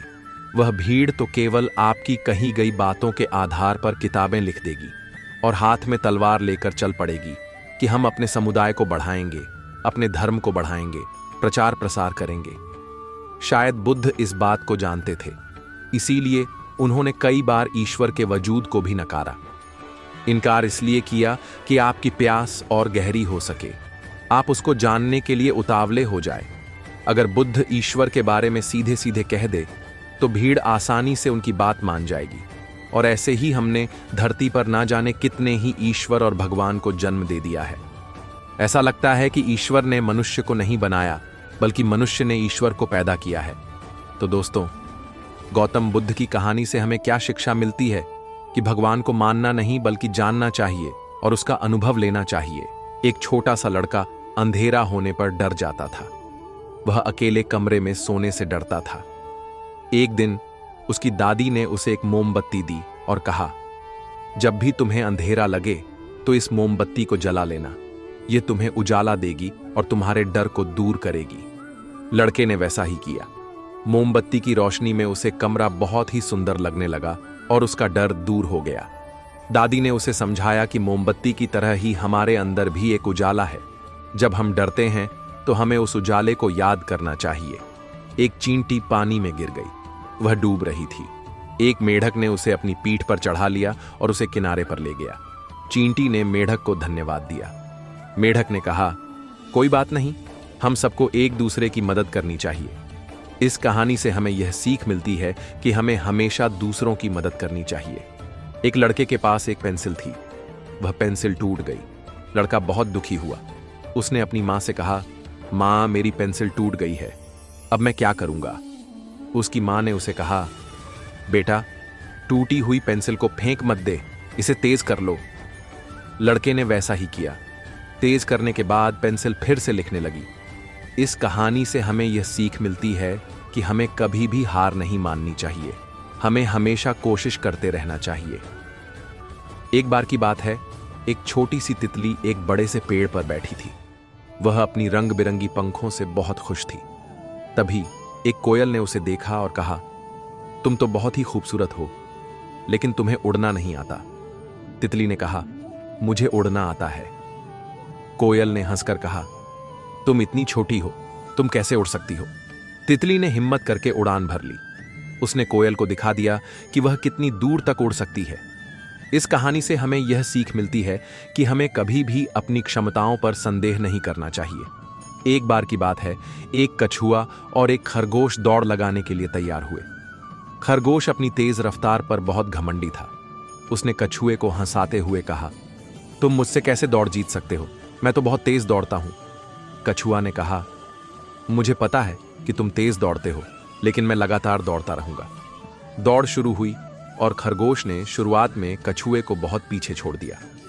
उसने सोचा कि वह बहुत आगे निकल गया है, इसलिए वह एक पेड़ के नीचे सो गया। कछुआ धीरे धीरे दौड़ता रहा और आखिरकार वह खरगोश से पहले फिनिश लाइन पर पहुंच गया। इस कहानी से हमें यह सीख मिलती है कि धैर्य और लगन से हर लक्ष्य को प्राप्त किया जा सकता है। रवि एक छोटे से गांव में रहने वाला लड़का था। उसके पिता किसान थे और घर की हालत बहुत अच्छी नहीं थी। रवि हमेशा सपना देखता था कि वह कुछ बड़ा करेगा, लेकिन उसे यह समझ नहीं आता था कि कैसे। एक दिन गांव में एक शिक्षक आए और उन्होंने बच्चों को यह बताया कि सपनों को पूरा करने के लिए छोटे छोटे कदमों से शुरुआत करनी चाहिए। उन्होंने कहा, हर दिन एक छोटा कदम उठाओ और देखना, तुम्हारा सपना जरूर पूरा होगा। रवि ने यह बात दिल से मान ली। उसने तय किया कि वह हर दिन कुछ नया सीखेगा। सुबह जल्दी उठकर पढ़ाई करने लगा, खेतों में काम करके अपने पिता की मदद भी करता और शाम को जाकर गांव की लाइब्रेरी में किताबें पढ़ता। धीरे धीरे उसकी मेहनत रंग लाने लगी। कुछ सालों बाद रवि ने गांव के सबसे अच्छे स्कूल में टॉप किया और उसे शहर में पढ़ने का मौका मिला। उसने अपने छोटे छोटे कदमों से अपने बड़े सपने को हासिल कर लिया। सीख, चाहे सपना कितना भी बड़ा हो, शुरुआत छोटे कदमों से ही होती है। मेहनत और धैर्य से सब कुछ मुमकिन है। सीमा एक छोटे से कस्बे की साधारण लड़की थी। उसके पास अधिक साधन नहीं थे, लेकिन उसके अंदर कुछ करने की प्रबल इच्छा थी। सीमा का मानना था कि हर मुश्किल में एक नया अवसर छुपा होता है। एक दिन उसके स्कूल में एक भाषण प्रतियोगिता होने वाली थी। सीमा को बोलने का डर था, लेकिन उसे यह भी पता था कि यह उसके लिए एक बड़ा अवसर हो सकता है। दोस्तों ने उसे हतोत्साहित किया, पर उसकी मां ने कहा, डर और अवसर एक ही सिक्के के दो पहलू हैं। तुम चाहो तो इस डर को अवसर में बदल सकती हो। सीमा ने मां की बात को दिल में बसाया और हिम्मत जुटाकर प्रतियोगिता में भाग लिया। उसने पूरे दिल से तैयारी की और मंच पर जाकर अपनी सारी शंका और डर को किनारे रखकर बोलना शुरू किया। उसकी आवाज में आत्मविश्वास था और उसने सबको प्रभावित कर दिया। वह प्रतियोगिता जीत गई। उस दिन के बाद सीमा ने कभी पीछे मुड़कर नहीं देखा। वह हर नए अवसर को चुनौती मानकर स्वीकार करती रही और अपने जीवन में सफलता की ऊंचाइयां छूने लगी। सीख, अवसर को पहचानने और डर को जीतने से ही सफलता मिलती है। हर मुश्किल में छुपे अवसर को समझें और उसे अपनी ताकत बनाएं। एक बार एक बच्चा पढ़ाई में औसत था। अक्सर उसके स्कूल टेस्ट में अंक कम ही आते थे, लेकिन वह स्वभाव से बहुत ही चंचल था। हर समय उसका ध्यान शरारतों में रहता था। उसकी मां उसे बहुत समझाती, लेकिन उसके स्वभाव में ज्यादा परिवर्तन नहीं हो रहा था। उस बच्चे को कार्टून देखने का बहुत शौक था। वह कार्टून कैरेक्टर से बहुत जल्दी प्रभावित हो जाता था। एक दिन उसने देखा कि उसके मनपसंद कार्टून कैरेक्टर के पास मैजिकल पेन है। उस दिन कार्टून देखकर वह मां से वैसा ही जादुई पेन दिलाने की जिद करने लगा। उसकी बात सुनकर उसकी मां के दिमाग में एक आइडिया आया। मां बाजार से एक सुंदर सा पेन खरीद कर ले आई। मां ने घर आकर उसे कहा कि यह पेन उसे एक संत ने दिया और कहा है कि जो भी इस पेन को पास रखकर पढ़ाई करेगा, यह आने वाले समय में क्लास में प्रथम आएगा। यह सुनकर बच्चा बहुत ही उत्साहित हो गया। अब वह प्रतिदिन पेन को पास में रखकर नियमित पढ़ाई करने लगा। धीरे धीरे प्रतीक्षाओं में उसके अंक बढ़ने लगे। अब जब शिक्षक उसकी तारीफ करते तो वह और अधिक अच्छे अंक प्राप्त करने के लिए मेहनत करने लगा। 10वीं कक्षा तक वह अपनी क्लास का सबसे इंटेलिजेंट विद्यार्थी बन चुका था। एक मन में हमेशा यही रहता कि उसके अंदर यह बदलाव जादुई पेन के कारण हुए हैं। 10वीं कक्षा में जब वह पूरे जिले में प्रथम आता तो उस दिन उसने अपनी माँ से कहा कि आपका बहुत बहुत धन्यवाद जो आपने मुझे जादुई पेन ला कर दिया। उस दिन माँ ने सारा भेद खोल दिया कि बेटे, तुम कक्षा में प्रथम किसी जादुई पेन के कारण नहीं बल्कि अपनी मेहनत के दम पर आए हो। वह पेन मुझे किसी संत ने नहीं दिया था, बल्कि मैं तुम में पढ़ने की प्रेरणा जागृत करने के लिए एक दुकान से खरीद कर लाई थी। अब तुम बहुत समझदार हो चुके हो, इसलिए मैंने यह भेद को बता दिया। इस प्रकार एक माँ ने कितनी समझदारी से बच्चे की जिद भी पूरी कर दी और पढ़ाई में उसकी रुचि भी उत्पन्न कर दी। इस कहानी से हमें शिक्षा मिलती है कि लगातार किए गए परिश्रम के बल पर हम सफलता प्राप्त कर जादुई परिणाम हासिल कर सकते हैं। ये बात कई वर्षों पुरानी है। मेहरगढ़ राज्य में एक राजा का राज हुआ करता था। राजा अपनी प्रजा के प्रति बद्धा ही ईमानदार भी था। जब भी उसकी प्रजा को अपने राजा की जरूरत पड़ती थी, वो उसके पास जाते और अपनी समस्या को उसके सम्मुख रखते। राजा भी अपनी प्रजा की सभी समस्याओं का समाधान भी करता था। एक दिन की बात है जब राजा जैन सिंह ने अपने यहाँ पर एक सूर्य यज्ञ करवाया। राजा ने अपने इस यज्ञ में बहुत से लोगों को भी आमंत्रित होने के लिए निमंत्रण दिया। उनके इस यज्ञ में भगवान श्री कृष्ण भी पधारे। उन्होंने राजा से कहा, सब लोग काम कर रहे हैं, मुझे भी कोई काम दे दीजिए। राजा ने उनकी ओर देखकर कहा, आपके लिए हमारे पास कोई काम नहीं है। श्री कृष्ण बोले, लेकिन मैं खाली नहीं रहना चाहता, मुझे कुछ न कुछ काम तो दे ही दीजिए। राजा ने कहा, मेरे पास तो कोई काम है नहीं, यदि आपको कुछ करना ही हो तो अपना काम आप स्वयं तलाश कर लीजिए। श्री कृष्ण बोले, ठीक है, मैंने अपना काम खोज लिया। राजा ने उत्सुकता से पूछा, क्या काम खोज लिया? कृष्ण ने कहा, मैं सबकी झूठी पत्तलें उठाऊंगा और सफाई करूंगा। यह सुनकर राजा अवाक रह गए। कृष्ण ने वही किया। सेवा से बढ़कर और क्या हो सकता है? इसलिए हमें सदा ही अपने मन में सेवा का भाव रखना चाहिए। सेवा चाहे छोटों के प्रति हो या फिर बड्ढों के प्रति, सेवा तो सेवा ही होती है। यह कहानी एक साधु और नन्ही सी गिलहरी की है। इस कहानी से आपको कुछ ना कुछ सीखने को जरूर मिलेगा।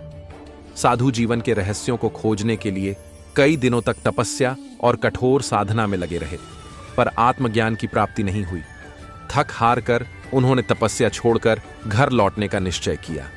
दुख और पराजय की भावना ने उन्हें अंदर से तोड़ दिया था।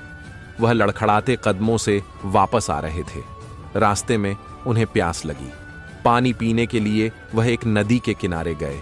सामने उन्हें एक अजीब नजारा दिखाई दिया।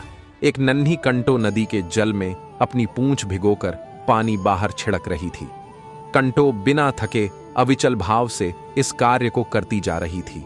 साधु को उत्सुकता हुई। उन्होंने कंटो से पूछा, प्यारी कंटो, तुम ये क्या कर रही हो?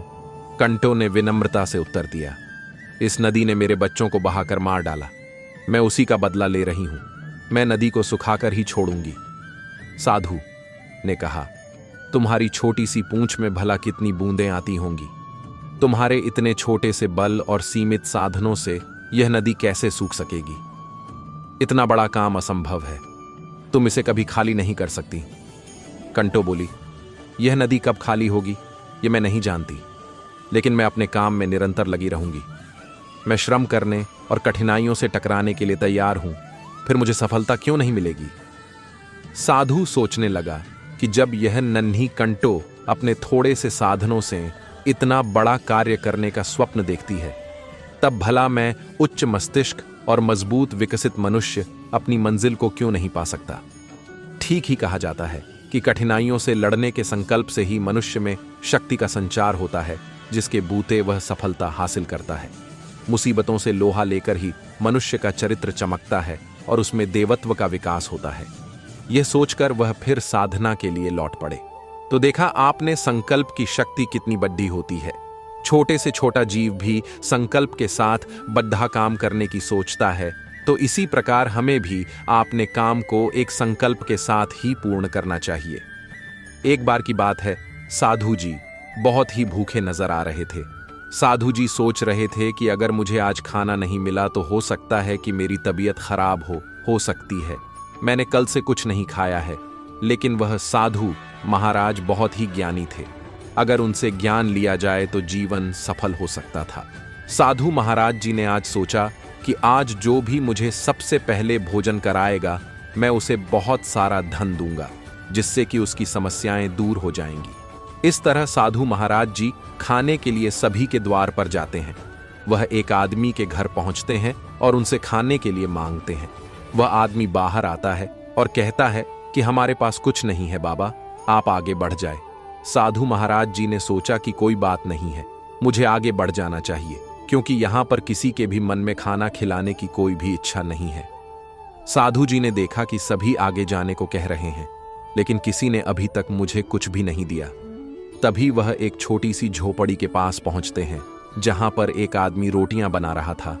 साधु महाराज जी को वह आदमी बहुत ही सज्जन लग रहा था, लेकिन साधु महाराज यह देख रहे थे कि वह बहुत ही करीब है और उसके पास अधिक सामान भी नहीं है।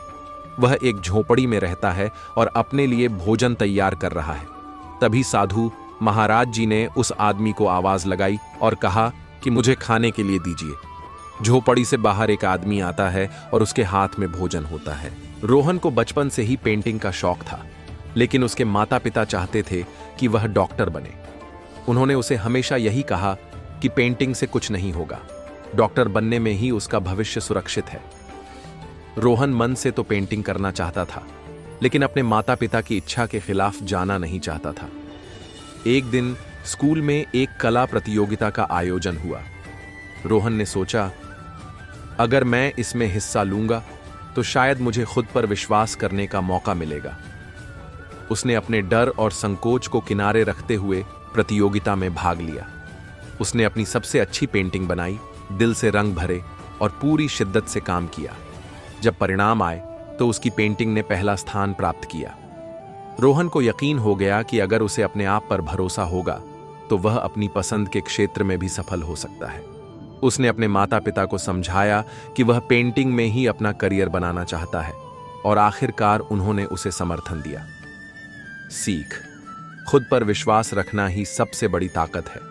अगर आप अपने सपनों पर भरोसा करते हैं तो पूरी दुनिया भी आपका साथ देने को तैयार हो जाएगी। गौरी एक साधारण घर की लड़की थी। उसके परिवार की आर्थिक स्थिति बहुत खराब थी। उसके पास कभी अच्छे कपड़े नहीं होते थे और न ही पढ़ाई के लिए जरूरी संसाधन। लेकिन गौरी ने कभी हार नहीं मानी।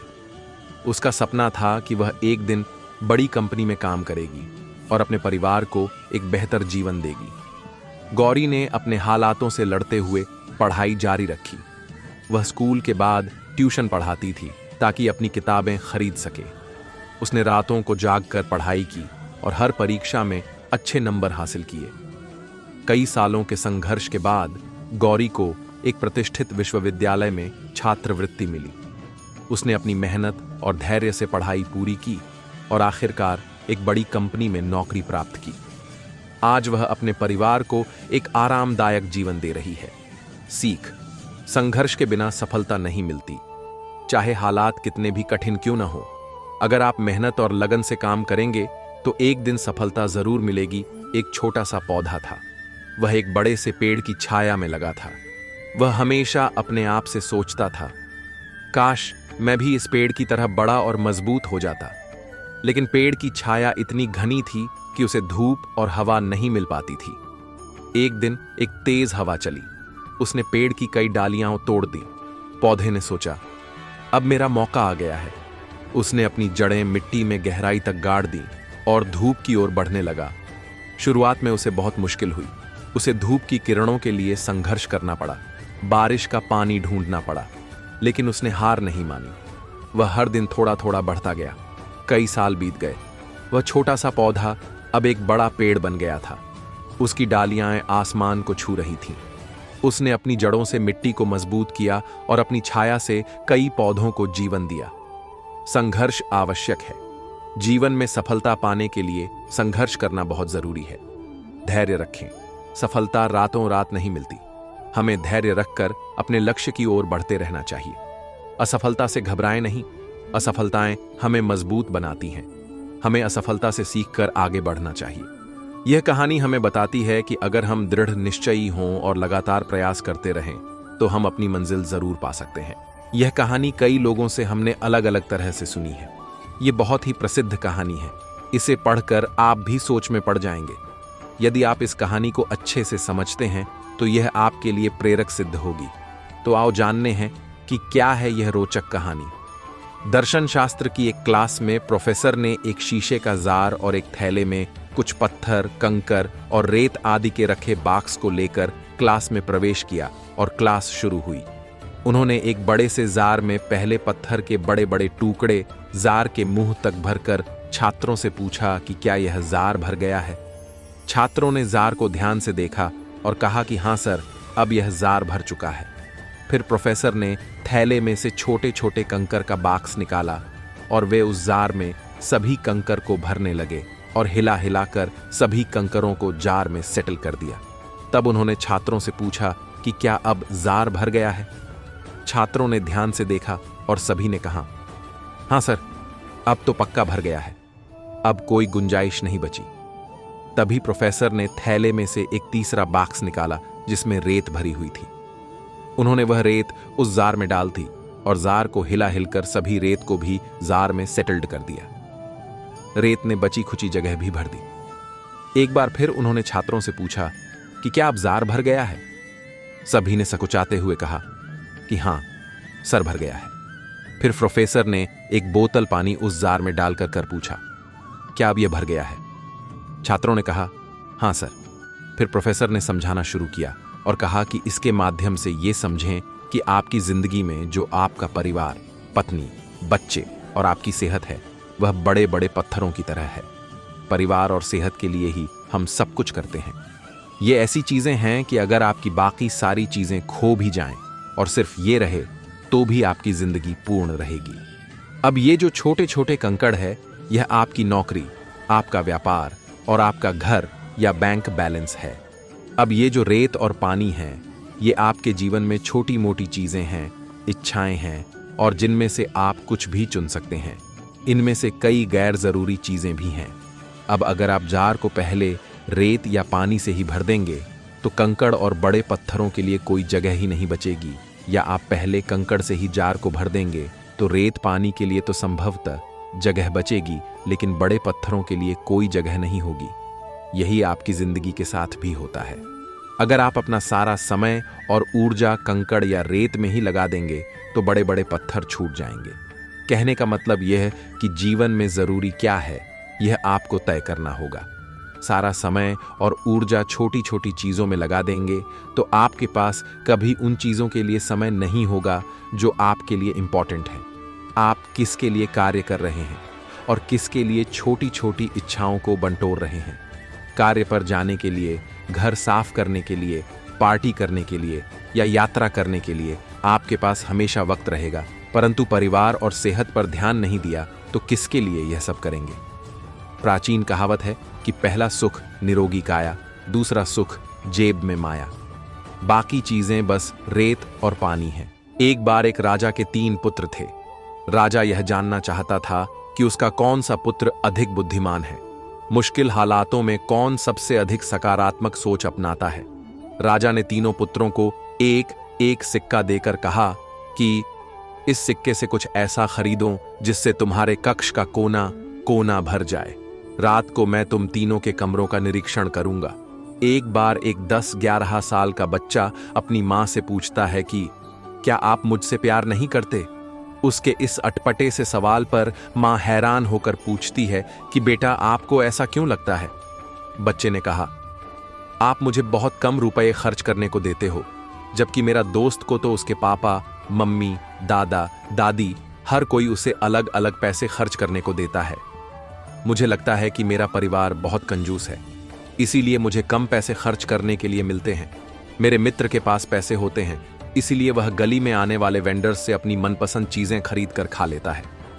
बेटे की बात सुनकर मां से बड़े प्यार से बताया कि बेटा, गली में आने वाले वेंडर्स कई बार साफ सफाई का ज्यादा ध्यान नहीं देते, इसलिए तुमको गली से कुछ में लेकर खाने से मना करते हैं। उस दिन तो मां ने बच्चे को समझाकर बात टाल दी, लेकिन कुछ दिनों बाद बच्चे ने फिर वैसा ही सवाल किया। मेरा मित्र को ज्यादा पैसे खर्च करने को मिल सकते हैं तो मुझे क्यों नहीं? इस बार मां का माथा ठनक गया है कि इस सवाल का कोई लॉजिकल जवाब ढूंढना पड़ेगा, नहीं तो बच्चे के मन में परिवार के प्रति नकारात्मक भाव आ जाएंगे। मां ने उसके मित्र के परिवार के बारे में सारी जानकारी इकट्ठी की। अब मां को समझ आ चुका था कि बच्चे को लॉजिकली कैसे समझाना है। अब मां प्रतीक्षा करने लगी कि बच्चा कब अपना सवाल दोहराएगा। वह दिन भी जल्दी ही आ गया। उसने इस बार भी मां को कहा कि आप लोग कितने कंजूस हैं जो मुझे इतने कम पैसे खर्च करने के लिए देते हैं। मेरा दोस्त तो हर दिन 40 से 50 रुपये खर्च करता है। इस बार मां का उत्तर सुनकर लड़का पहले खुश हुआ और फिर दंग रह गया। मां ने कहा, मैं तुमको तुम्हारे दोस्त के जैसे हर रोज 50 रुपये ही खर्च करने को दूंगी। इतना सुनते ही बच्चा खुशी से उछल पड़ा। फिर मां ने कहा, मेरी एक शर्त है। बच्चे ने पूछा, वह क्या?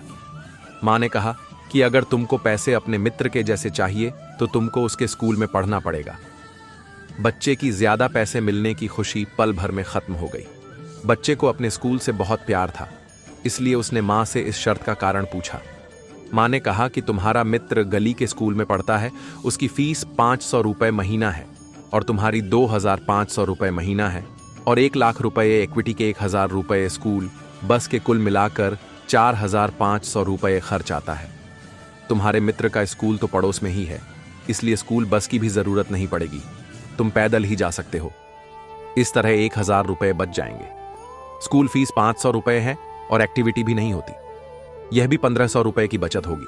50 रुपये तुमको हर रोज देने पर लगेगा 1500 रुपये, और हर महीने 500 रुपये फीस के कुल मिलाकर लगेगा 2000 रुपये। 2500 रुपये की बचत होगी। अगले महीने से मैं तुम्हारी एडमिशन तुम्हारे मित्र के स्कूल में करवा दूंगी और प्रतिदिन तुमको 50 रुपये खर्च करने के लिए मिल जाएंगे। अब तो तुम खुश हो ना? अब तो तुम हमें यह तो नहीं कहोगे कि हम तुमको प्यार भी नहीं करते और मेरा परिवार बहुत कंजूस है। मां के इस तरह लॉजिकली समझाने पर लड़के को सारी बात समझ में आ चुकी थी।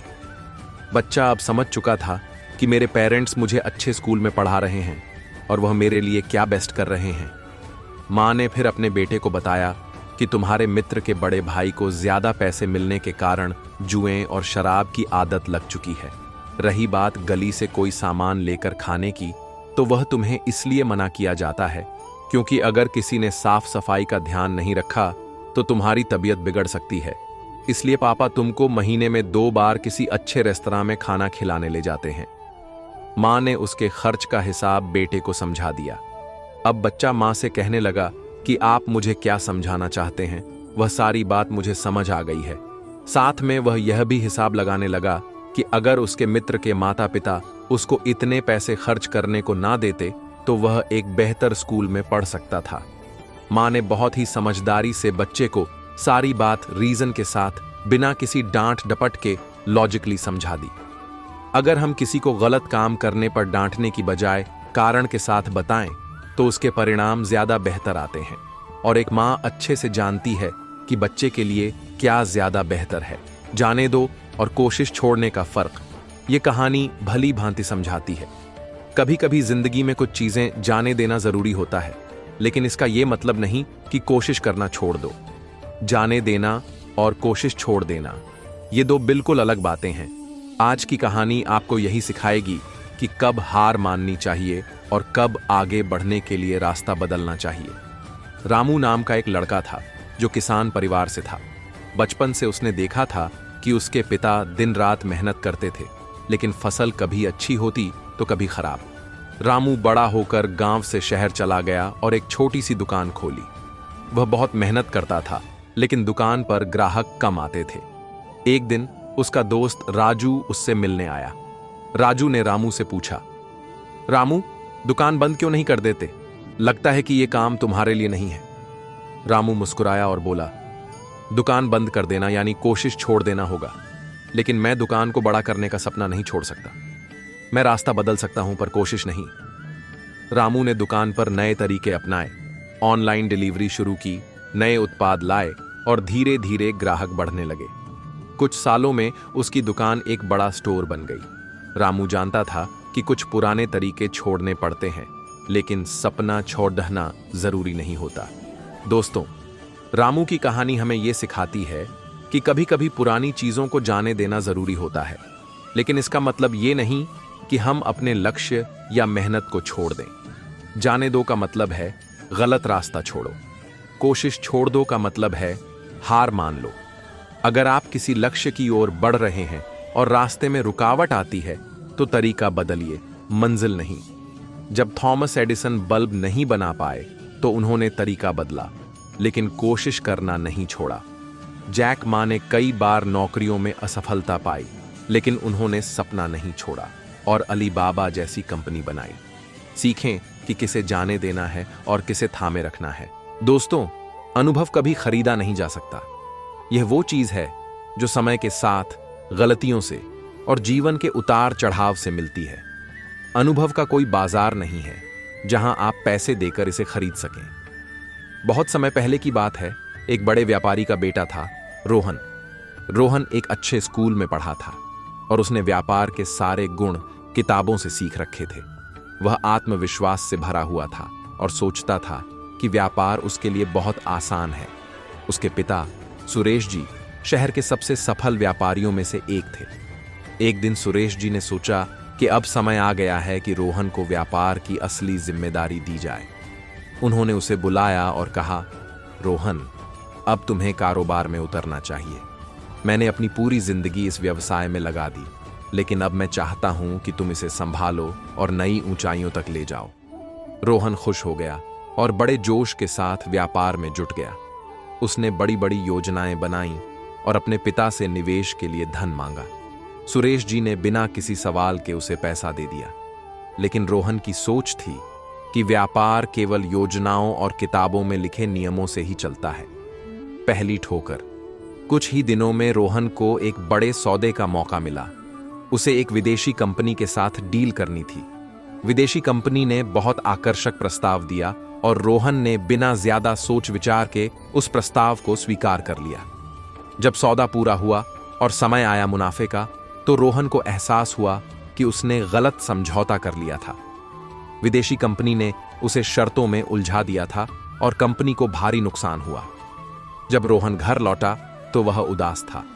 वह अपने पिता के पास गया और सिर झुकाकर बोला, पिताजी, मुझसे बड़ी गलती हो गई है। मैंने जो सौदा किया था उससे हमें भारी नुकसान हुआ है। मैंने आपकी मेहनत की कमाई को गंवा दिया है, मुझे माफ कर दीजिए। सुरेश जी मुस्कुराए। उन्होंने रोहन के कंधे पर हाथ रखा और कहा, बेटा, गलती करना बुरा नहीं है। पैसा दोबारा आ सकता है, लेकिन जो तुमने आज सीखा है वह किसी स्कूल में नहीं सिखाया जाता। यही अनुभव तुम्हें भविष्य में बड़ा बनाएगा। दूसरी ठोकर। रोहन ने फिर से व्यापार में मेहनत करनी शुरू की। इस बार उसने हर फैसला सोच समझ कर लिया, लेकिन अनुभव अभी अधूरा था। एक बार उसने एक नया स्टोर खोलने की योजना बनाई। जगह चुनने में उसने जल्दबाजी कर दी और स्टोर ऐसी जगह खोला जहां ग्राहक बहुत कम आते थे। कुछ ही महीनों में स्टोर बंद करना पड़ा। रोहन को फिर से नुकसान हुआ, लेकिन इस बार वह टूटने के बजाय सीख चुका था। वह अपने पिता के पास गया और बोला, पिताजी, इस बार नुकसान जरूर हुआ है, लेकिन मुझे समझ आ गया है कि व्यापार में लोकेशन का क्या महत्व होता है। सुरेश जी ने गर्व से कहा, बिल्कुल, यही अनुभव है। बेटा, अनुभव की सबसे खास बात यह है कि यह धीरे धीरे बनता है और हर गलती के साथ मजबूत होता है। कहानी से हमें यह सीख मिलती है कि अनुभव कभी भी किताबों या पैसे से नहीं खरीदा जा सकता। रोहन ने किताबों से व्यापार जरूर सीखा था, लेकिन असली शिक्षा उसे अपनी गलतियों से मिली। जब आप किसी नई चीज की शुरुआत करते हैं तो अनुभव धीरे धीरे बनता है। जब बच्चा चलना सीखता है तो वह गिरता है, लेकिन हर बार उठने का अनुभव उसे मजबूत बनाता है। हर सफल इंसान ने गलतियों से सीखा है, क्योंकि अनुभव का दूसरा नाम ही सीखना है। बहुत समय पहले एक छोटा लड़का था, अर्जुन। वह हमेशा बड़े सपने देखता था, लेकिन उसके दोस्त और गांव के लोग उसे कहते थे कि इतने बड़े सपने देखना उसके बस की बात नहीं। एक दिन अर्जुन ने गांव के बड़े तालाब को पार करने का निश्चय किया, लेकिन लोग कहने लगे कि यह असंभव है। अर्जुन ने एक वृद्ध व्यक्ति से सलाह ली। उस व्यक्ति ने कहा, अगर तुम मानते हो कि तुम तालाब पार कर सकते हो तो तुम जरूर करोगे, लेकिन अगर तुम मानते हो कि तुम हार जाओगे तो तुम्हारी हार पक्की है। अर्जुन ने मन में ठान लिया और हर दिन तालाब के पास अभ्यास करने लगा। कई बार वह असफल हुआ, लेकिन उसने हार नहीं मानी। धीरे धीरे उसकी मेहनत रंग लाई और एक दिन वह तालाब को पार करने में सफल रहा। जब अर्जुन वापस लौटा तो वही लोग जो उसे असंभव कहते थे आज उसकी तारीफ कर रहे थे। दोस्तों, इस कहानी में अर्जुन ने हमें सिखाया कि खुद पर भरोसा ही असली ताकत है। दुनिया में जितने भी महान लोग हुए हैं, चाहे वो अब्दुल कलाम हो, महात्मा गांधी हो या फिर नेल्सन मंडेला, सभी ने खुद पर भरोसा रखा और इतिहास रच दिया। जब पूरी दुनिया कहती है कि यह असंभव है, तो वही वक्त होता है जब आपको खुद पर विश्वास करना होता है, क्योंकि दुनिया की हर बड़ी सफलता वहीं से शुरू होती है जहां लोग कहते हैं यह मुमकिन नहीं है। टाइटैनिक जहाज बनाने वालों ने कहा था कि यह कभी नहीं डूबेगा, लेकिन वह डूब गया। जबकि एडमंड हिलेरी ने कहा था कि मैं एवरेस्ट चढ़ सकता हूं, और वह चढ़ गए। यही फर्क है खुद पर भरोसे का। तो दोस्तों, आज से खुद से वादा कीजिए, मैं कर सकता हूं, मुझ में ताकत है, असंभव कुछ भी नहीं है। याद रखें, खुद पर भरोसा रखें, क्योंकि दुनिया का सबसे बड़ा चमत्कार आप खुद हैं। एक गांव में एक साधारण आदमी रामू अपने जीवन से बहुत निराश था। हर दिन वह खेतों में मेहनत करता, लेकिन फिर भी उसे अपनी मेहनत का फल नहीं मिलता। एक दिन उसने फैसला किया कि वह अपनी जिंदगी का मकसद खोजने के लिए जंगल में जाएगा। जंगल में चलते चलते उसे एक बूढ़े साधु मिले। साधु ने पूछा, तुम परेशान क्यों हो पुत्र? रामू ने जवाब दिया, मैं कौन हूं, मेरे जीवन का क्या उद्देश्य है, मैं क्या करूं? साधु मुस्कुराए और बोले, तुम सोचो, जब तुम अपने सवालों पर गहराई से सोचोगे तो तुम्हें अपने भीतर छुपे जवाब खुद मिलेंगे। तुम जो सोचते हो वही तुम्हारी पहचान है। अगर तुम खुद को एक असफल किसान मानोगे तो तुम हमेशा असफल रहोगे, लेकिन अगर तुम खुद को एक सीखने वाला और मेहनती इंसान मानोगे तो सफलता तुम्हारे कदम चूमेगी। सोच बदलो, दुनिया बदल जाएगी। यह सुनकर रामू ने अपने जीवन के बारे में गहराई से सोचना शुरू किया। उसने अपनी सोच को बदला और मेहनत के साथ नई तकनीकों को अपनाया। कुछ सालों में वह न केवल अपने गांव का सबसे सफल किसान बन गया, बल्कि दूसरों को भी प्रेरित करने लगा। कहानी से हमें यही सीख मिलती है कि हमारी सोच ही हमें बनाती है। मैं सोचता हूं इसलिए मैं हूं का मतलब है कि आपकी सोच आपके अस्तित्व का प्रमाण है। अगर आप खुद को कमजोर, असफल या अनजान मानते हैं तो यही सच बन जाएगा, लेकिन अगर आप खुद को मजबूत, होशियार और सफलता के काबिल मानते हैं तो आपकी सोच ही आपको सही दिशा में ले जाएगी। सोचिए, जब एडिसन ने हजारों बार बल्ब बनाने में असफलता पाई तो क्या उन्होंने खुद को असफल मान लिया? नहीं, उन्होंने सोचा कि हर असफलता एक नया सबक है, और उसी सोच ने उन्हें दुनिया का महान आविष्कारक बना दिया। तो दोस्तों, आज से अपनी सोच पर ध्यान दीजिए। हर सुबह खुद से कहिए, मैं कुछ खास हूं, मैं कुछ बड़ा कर सकता हूं, मैं सोचता हूं इसलिए मैं हूं। याद रखें, आपकी सोच ही आपकी शक्ति है। इसे कमजोर मत होने दें, इसे ऊंचा उठाइए और फिर देखिए आपकी जिंदगी कैसे बदलती है। एक समय की बात है, एक गांव में दो दोस्त रहते थे, राम और रमेश। वे दोनों बहुत अच्छे दोस्त थे, लेकिन दोनों के स्वभाव बिल्कुल अलग थे। राम हमेशा उदास और निराशा में डूबा रहता था, जबकि रमेश हमेशा खुश रहता था और वह सकारात्मक सोच वाला था। दोनों दोस्त ही किसान थे और खेती करके ही अपना गुजर बसर करते थे। एक दिन गांव में अकाल पड़ गया। खेतों में फसलें सूख गईं और लोगों के पास खाने के लिए कुछ नहीं बचा। राम निराश हो गया और सोचने लगा कि उसका भविष्य अब अंधकार में ही रहेगा। वह और उसका परिवार क्या खाएगा? अब भूखमरी च जाएगी। लेकिन वहीं रमेश ने सोचा कि यह समय निराश होकर बैठने का नहीं, बल्कि कुछ नई दिशा देने का है। रमेश ने अपने खेत में छोटे छोटे गड्ढे खोदे और उनमें बारिश का पानी इकट्ठा करने की योजना बनाई। उसने अपने खेत को बारिश के लिए तैयार किया, ताकि जब बारिश हो तो वह पानी इकट्ठा कर सके। तब तक वह पड़ोस के गांव से टैंकर में पानी लेकर आता और खेत में पानी देता। थोड़ा थोड़ा पानी लेकर उसने अपनी फसल को सूखने नहीं दिया। कुछ ही दिनों बाद जब अकाल खत्म हुआ और बारिश हुई तो रमेश ने उस पानी का उपयोग करके अपनी फसलों को सिंचा। इसके परिणाम स्वरूप उसकी फसलें फिर से उगने लगीं और उसने अपने परिवार को खिलाने के लिए खाद्यान्न प्राप्त किया, जबकि राम की नकारात्मक सोच के कारण उसकी फसल बर्बाद हो गई। जब रामू ने यह देखा तो उसने अपनी सोच बदलने का निर्णय लिया। उसने रमेश से सीखा कि सकारात्मक सोच ही व्यक्ति को संघर्ष के समय में मजबूत बनाती है और उसे सफलता की ओर ले जाती है।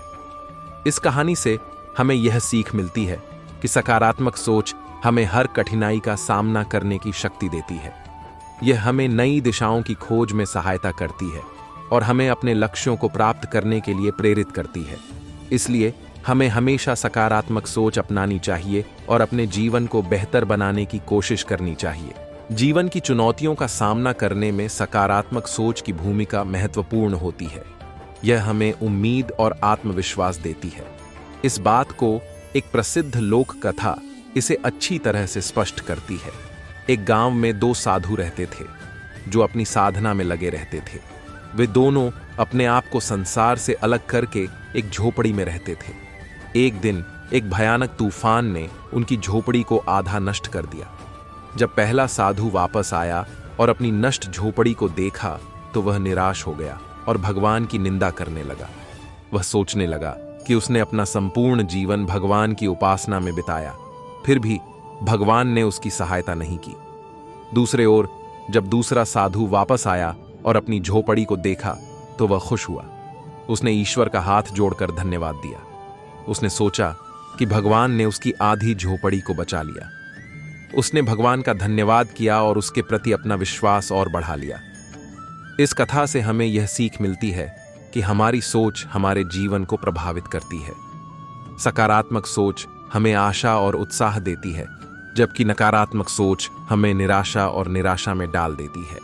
इसलिए हमें हमेशा सकारात्मक सोच रखनी चाहिए। सफलता छोटे प्रयासों का योग है जो बार बार किए जाते हैं। अपने भविष्य की भविष्यवाणी करने का सबसे अच्छा तरीका है उसे बनाना। आप जितना सोचते हैं उससे अधिक बहादुर, जितना दिखते हैं उससे अधिक मजबूत और जितना समझते हैं उससे अधिक स्मार्ट हैं। कल से सीखो, आज के लिए जियो, कल के लिए आशा करो। निराशावादी हर अवसर में कठिनाई देखता है, आशावादी हर कठिनाई में अवसर देखता है। कल को आज का बहुत समय न बनने दो। आप असफलता से सफलता की तुलना में अधिक सीखते हैं। असफलता चरित्र का निर्माण करती है। अगर आप किसी ऐसे काम पर काम कर रहे हैं जिसे आप सच में पसंद करते हैं तो आपको धक्का देने की जरूरत नहीं है। वह दृष्टिकोण आपको खींचता है। अनुभव एक कठिन शिक्षक है क्योंकि वह पहले परीक्षा देती है, फिर पाठ सिखाती है। यह जानना कि कितना कुछ जानना है जीवन जीने की शुरुआत है। लक्ष्य निर्धारण एक आकर्षक भविष्य का रहस्य है। किसी को डर है कि ईश्वर देख रहा है और किसी को भरोसा है कि ईश्वर देख रहा है। सफलता अंतिम नहीं है, असफलता घातक नहीं है। यह जारी रखने का साहस है जो मायने रखता है। नकल में सफलता पाने से बेहतर है कि आप मौलिकता में असफल हों। सफलता की राह और असफलता की राह लगभग एक जैसी होती है। सफलता अक्सर उन्हीं लोगों को मिलती है जो उसे खोजने के लिए बहुत व्यस्त होते हैं। असफलताओं से सफलता का निर्माण करें। हतोत्साह और असफलता सफलता के सबसे मजबूत कदम है। अंतिम सफलता के 3 तरीके हैं। पहला तरीका है दयालु होना, दूसरा तरीका है दयालु होना, तीसरा तरीका है दयालु होना। सफलता मानसिक शांति है जो आत्मसंतोष का परिणाम है। यह जानकर कि तुमने अपनी क्षमता के अनुसार सर्वश्रेष्ठ बनने के लिए प्रयास किया। मैंने कभी सफलता के बारे में सपना नहीं देखा, मैंने इसके लिए काम किया। सफलता वह है जो तुम चाहते हो, खुशी वह है जो तुम पाते हो। अपनी आंखें सितारों पर रखें और अपने पैरों को जमीन पर पूर्णता प्राप्त नहीं की जा सकती है, लेकिन यदि हम पूर्णता का पीछा करें तो हम उत्कृष्टता पा सकते हैं। एक अच्छा विचार प्राप्त करो और उसके साथ बने रहो। उसे पूरी मेहनत से करें और जब तक सही न हो जाए तब तक उस पर काम करें। आशावाद वह विश्वास है जो उपलब्धि की ओर ले जाता है। बिना आशा और आत्मविश्वास के कुछ भी नहीं किया जा सकता। जितना अधिक आप पढ़ते हैं उतनी ही अधिक चीजें आप जानेंगे। जितना अधिक आप सीखेंगे उतनी ही अधिक जगहों पर आप जाएंगे। एक ऐसी दुनिया में जहां आप कुछ भी बन सकते हैं, दयालु बने। हम में से कोई भी उतना स्मार्ट नहीं है जितना कि हम सभी मिलकर होते हैं। जो सवाल पूछता है वह 5 मिनट के लिए मूर्ख होता है। जो सवाल नहीं पूछता वह हमेशा के लिए मूर्ख रहता है। अगर आप रात को संतुष्टि के साथ सोना चाहते हैं तो हर सुबह दृढ़ संकल्प के साथ उठना पड़ेगा। शिक्षा सबसे शक्तिशाली हथियार है जिसका उपयोग आप दुनिया को बदलने के लिए कर सकते हैं।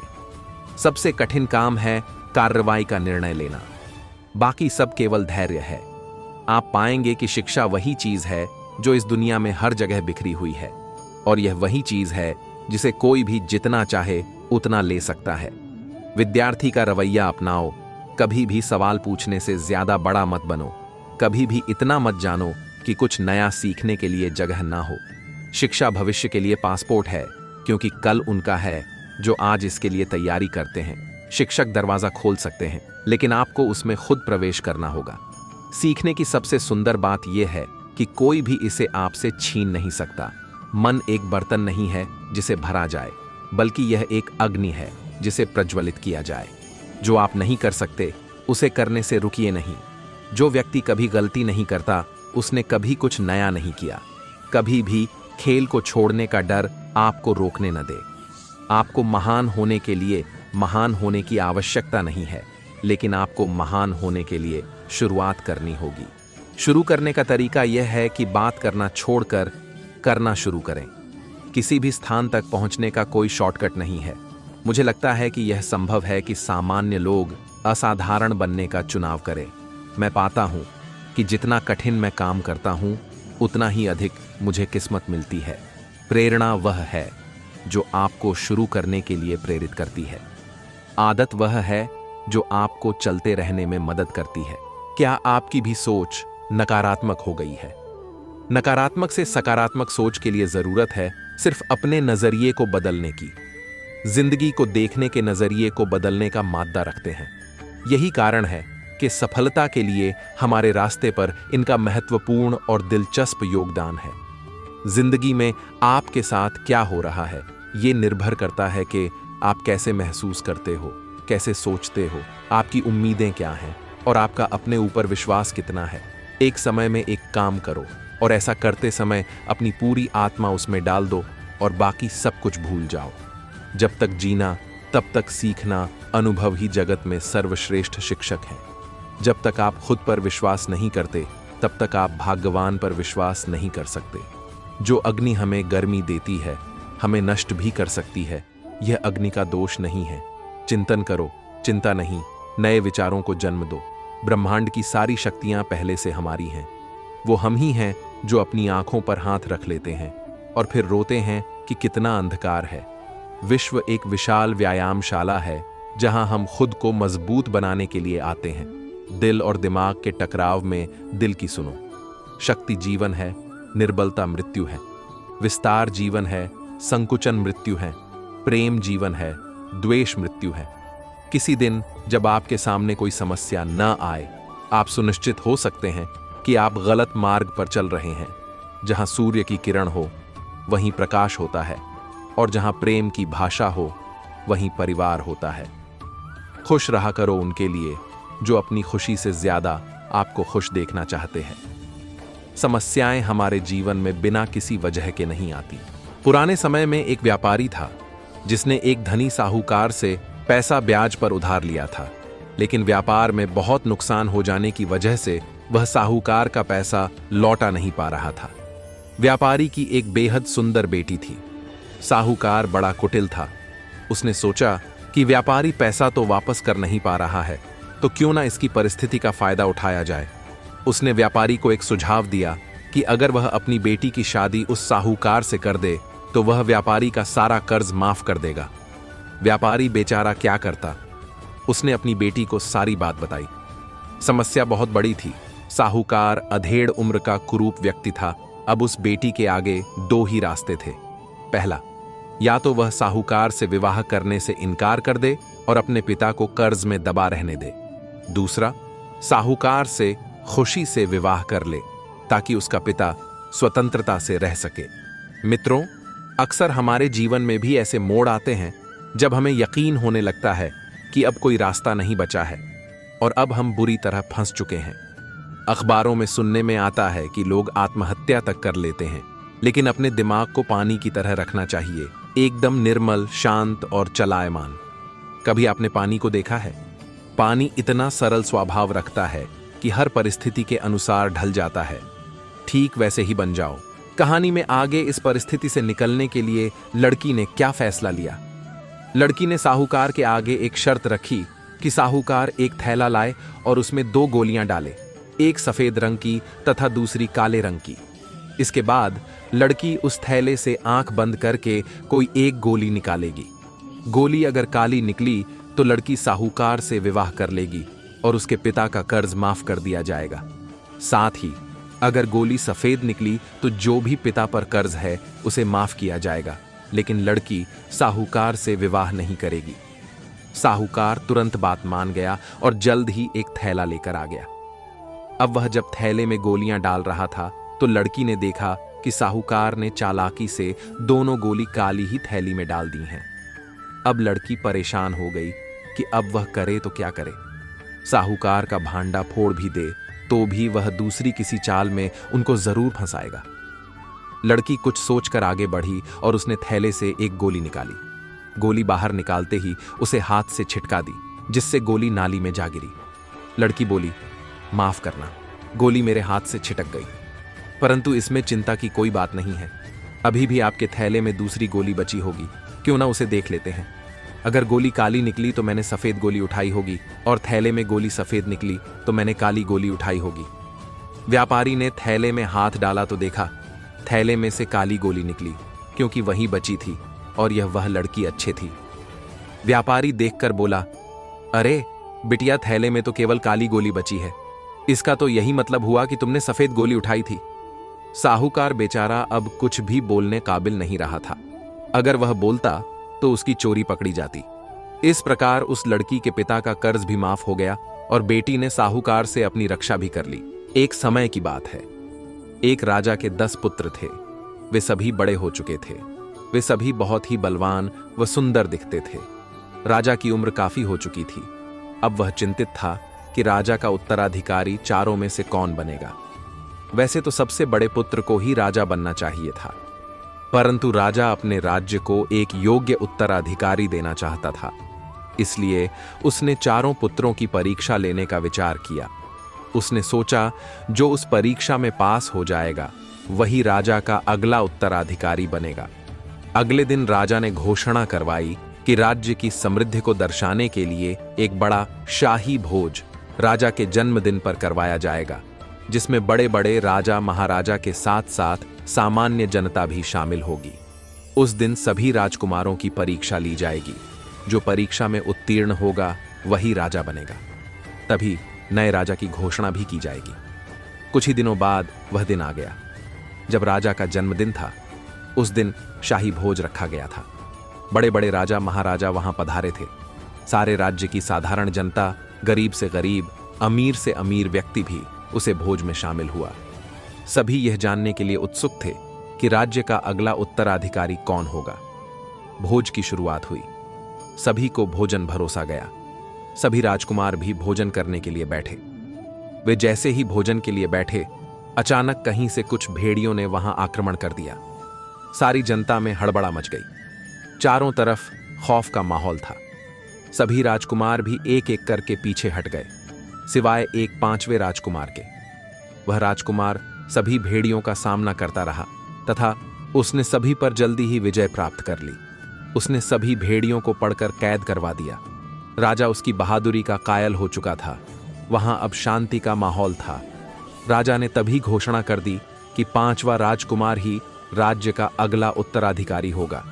सारे राज्य की जनता आश्चर्यचकित हो गई कि राजा ने बिना कोई परीक्षा लिए राजकुमार को राजगद्दी का वारिस बना दिया, जबकि राजा ने तो कहा था कि वह परीक्षा लेंगे। तभी राजा ने राजकुमार को अपने पास बुलाया और कहा कि यही आप सबकी परीक्षा थी। उसने राजकुमार से कहा कि तुम इन सबको बताओ कि तुमने भेड़ियों पर कैसे विजय प्राप्त कर ली, जबकि बाकी सभी राजकुमार भी शक्तिशाली होते हुए पीछे हट गए। राजकुमार बोला कि महाराज, मैंने जैसे ही देखा कि भेड़िया मेरी तरफ बढ़ रहा है, मैंने उसके सामने अपने भोजन की थाली रख दी। वह उसे खाने में व्यस्त हो गया। इस तरह जैसे ही कोई भेड़िया मेरी ओर बढ़ता, मैं एक थाली उठाकर उसके सामने रख देता। ऐसा करते करते उनका पेट भर चुका था। अब वह किसी को खाना नहीं चाहते थे, जिससे अब वे शांत हो चुके थे। वे जैसे ही शांत हुए, उनके गले में बेड़ियां डाल दी और उन्हें कैद कर लिया गया। राजकुमार की यह बात सुनकर सारी जनता राजकुमार पर गर्व कर रही थी। चारों तरफ उसी घटना की चर्चा हो रही थी। अब नए राजा के मिलने की खुशी में सभी राजा, महाराजा व जनता ने शाही भोज का आनंद लिया। अब राजा की दुविधा दूर हो चुकी थी। अब राजा व जनता नए राजा को पाकर खुश थे। एक दिन रामू श्यामू नामक दो दोस्त एक जंगल से होकर गुजर रहे थे। उन दोनों में गहरी मित्रता थी और दोनों ही एक दूसरे के लिए जान देने की बात करते थे। जंगल से जाते वक्त उन्हें एक रीछ, भालू दिखाई दिया। वह उनकी तरफ ही आ रहा था।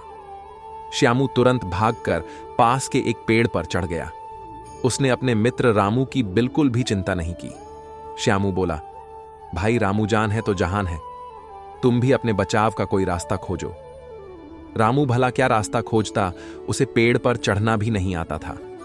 अचानक उसे एक बात बांध आई कि रीछ मरे हुए लोगों को नहीं खाता, इसीलिए वह मुर्दे की तरह चुपचाप जमीन पर लेट गया।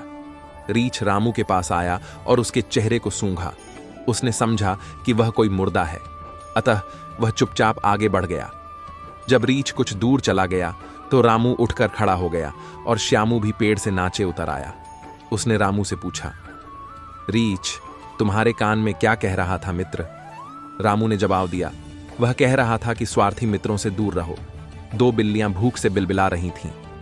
तभी उन्हें रोटी का एक टुकड़ा मिल गया। दोनों उस पर अपना हक जमाने लगीं।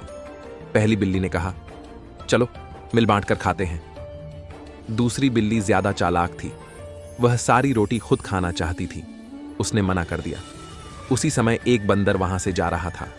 दोनों ने उसे रोककर कहा, बंदर भाई, अब तुम ही हमारा फैसला करो। बंदर ने कहा कि इस रोटी का बराबर बंटवारा होना चाहिए। बंदर ने कहा कि मैं इसके बराबर टुकड़े करके तुम दोनों को बराबर हिस्सा दूंगा। बंदर ने रोटी के 2 टुकड़े किए।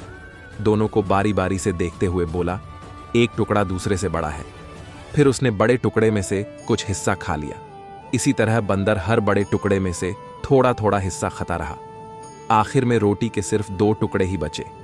यह देखकर बिल्लियां बोलीं, बंदर भाई, हमारी रोटी वापस कर दो, हमको फैसला नहीं कराना है। बंदर उनकी बात सुनकर हंसकर बोला, ओ हो, अब इतने छोटे छोटे टुकड़े मैं तुम्हें कैसे दे सकता हूं, यह तो मेरा मेहनताना है। यह कहकर उसने वे दोनों बाकी बचे टुकड़े भी अपने मुंह में डाल लिए और चलता बना। बिल्लियां बेचारी मन मसोस कर रह गईं। यह कहानी कई लोगों से हमने अलग अलग तरह से सुनी है। यह बहुत ही प्रसिद्ध कहानी है। इसे पढ़कर आप भी सोच में पड़ जाएंगे। यदि आप इस कहानी को अच्छे से समझते हैं तो यह आपके लिए प्रेरक सिद्ध होगी। तो आओ जानने हैं कि क्या है यह रोचक कहानी। दर्शन शास्त्र की एक क्लास में प्रोफेसर ने एक शीशे का जार और एक थैले में कुछ पत्थर, कंकर और रेत आदि के रखे बॉक्स को लेकर क्लास में प्रवेश किया और क्लास शुरू हुई। उन्होंने एक बड़े से जार में पहले पत्थर के बड़े बड़े टुकड़े जार के मुंह तक भरकर छात्रों से पूछा कि क्या यह जार भर गया है। छात्रों ने जार को ध्यान से देखा और कहा कि हाँ सर, अब यह जार भर चुका है। फिर प्रोफेसर ने थैले में से छोटे छोटे कंकर का बॉक्स निकाला और वे उस जार में सभी कंकर को भरने लगे और हिला हिलाकर सभी कंकरों को जार में सेटल कर दिया। तब उन्होंने छात्रों से पूछा कि क्या अब जार भर गया है। छात्रों ने ध्यान से देखा और सभी ने कहा, हाँ सर, अब तो पक्का भर गया है, अब कोई गुंजाइश नहीं बची। तभी प्रोफेसर ने थैले में से एक तीसरा बॉक्स निकाला जिसमें रेत भरी हुई थी। उन्होंने वह रेत उस जार में डाल थी और जार को हिला हिलकर सभी रेत को भी जार में सेटल्ड कर दिया। रेत ने बची खुची जगह भी भर दी। एक बार फिर उन्होंने छात्रों से पूछा कि क्या अब जार भर गया है। सभी ने सकुचाते हुए कहा कि हाँ सर, भर गया है। फिर प्रोफेसर ने एक बोतल पानी उस जार में डालकर कर पूछा, क्या अब यह भर गया है? छात्रों ने कहा, हाँ सर। यही आपकी जिंदगी के साथ भी होता है। अगर आप अपना सारा समय और ऊर्जा कंकड़ या रेत में ही लगा देंगे तो बड़े बड़े पत्थर छूट जाएंगे। कहने का मतलब यह कि जीवन में जरूरी क्या है यह आपको तय करना होगा। सारा समय और ऊर्जा छोटी छोटी चीजों में लगा देंगे तो आपके पास कभी उन चीजों के लिए समय नहीं होगा जो आपके लिए इंपॉर्टेंट हैं। आप किसके लिए कार्य कर रहे हैं और किसके लिए छोटी छोटी इच्छाओं को बटोर रहे हैं। कार्य पर जाने के लिए, घर साफ करने के लिए, पार्टी करने के लिए या यात्रा करने के लिए आपके पास हमेशा वक्त रहेगा, परंतु परिवार और सेहत पर ध्यान नहीं दिया तो किसके लिए यह सब करेंगे। प्राचीन कहावत है कि पहला सुख निरोगी काया, दूसरा सुख जेब में माया, बाकी चीजें बस रेत और पानी हैं। महाराजा विक्रमादित्य प्रायः अपने देश की आंतरिक दशा जानने के लिए वेश बदलकर पैदल घूमने जाया करते थे। एक दिन घूमते घूमते एक नगर में पहुंचे। वहां का रास्ता उन्हें मालूम न था। राजा रास्ता पूछने के लिए किसी व्यक्ति की तलाश में आगे बढ़े। आगे उन्हें एक हवलदार सरकारी वर्दी पहने हुए दिखा। राजा ने उसके पास जाकर पूछा, महाशय, अमुक स्थान जाने का रास्ता क्या है, कृपया बताइए। हवलदार में अकड़ कर कहा, मूर्ख, तू देखता नहीं, मैं हाकिम हूं, मेरा काम रास्ता बताना नहीं है, चल हट किसी दूसरे से पूछ। राजा ने नम्रता से पूछा, महोदय, यदि सरकारी आदमी भी किसी यात्री को रास्ता बता दे तो कोई हर्ज तो नहीं है। खैर, मैं किसी दूसरे से पूछ लूंगा, पर इतना तो बता दीजिए कि आप किस पद पर काम करते हैं। हवलदार ने भौहें चढ़ाते हुए कहा, अंधा है, मेरी वर्दी को देखकर पहचानता नहीं कि मैं कौन हूं। राजा ने कहा, शायद आप पुलिस के सिपाही हैं। उसने कहा, नहीं, उससे ऊंचा। तब क्या नायक हैं? नहीं, उससे भी ऊंचा। अच्छा, तो आप हवलदार हैं। हवलदार ने कहा, अब तू जान गया कि मैं कौन हूं, पर यह तो बता, इतनी पूछताछ करने का तेरा क्या मतलब, और तू कौन है? राजा ने कहा, मैं भी सरकारी आदमी हूं। सिपाही की ऐंठ कुछ कम हुई। उसने पूछा, क्या तुम नायक हो? राजा ने कहा, नहीं, उससे ऊंचा। तब क्या आप हवलदार हैं? नहीं, उससे भी ऊंचा। तो क्या दरोगा है? उससे भी ऊंचा। हवलदार ने कहा, तो क्या आप कप्तान हैं? राजा ने कहा, नहीं, उससे भी ऊंचा। सूबेदार जी हैं? नहीं, उससे भी ऊंचा। अब तो हवलदार घबराने लगा। उसने पूछा, तब आप मंत्री जी हैं? राजा ने कहा, भाई, बस एक सीढ़ी और बाकी रह गई है। सिपाही ने गौर से देखा तो शादी पोशाक में महाराजा विक्रमादित्य सामने खड़े हैं।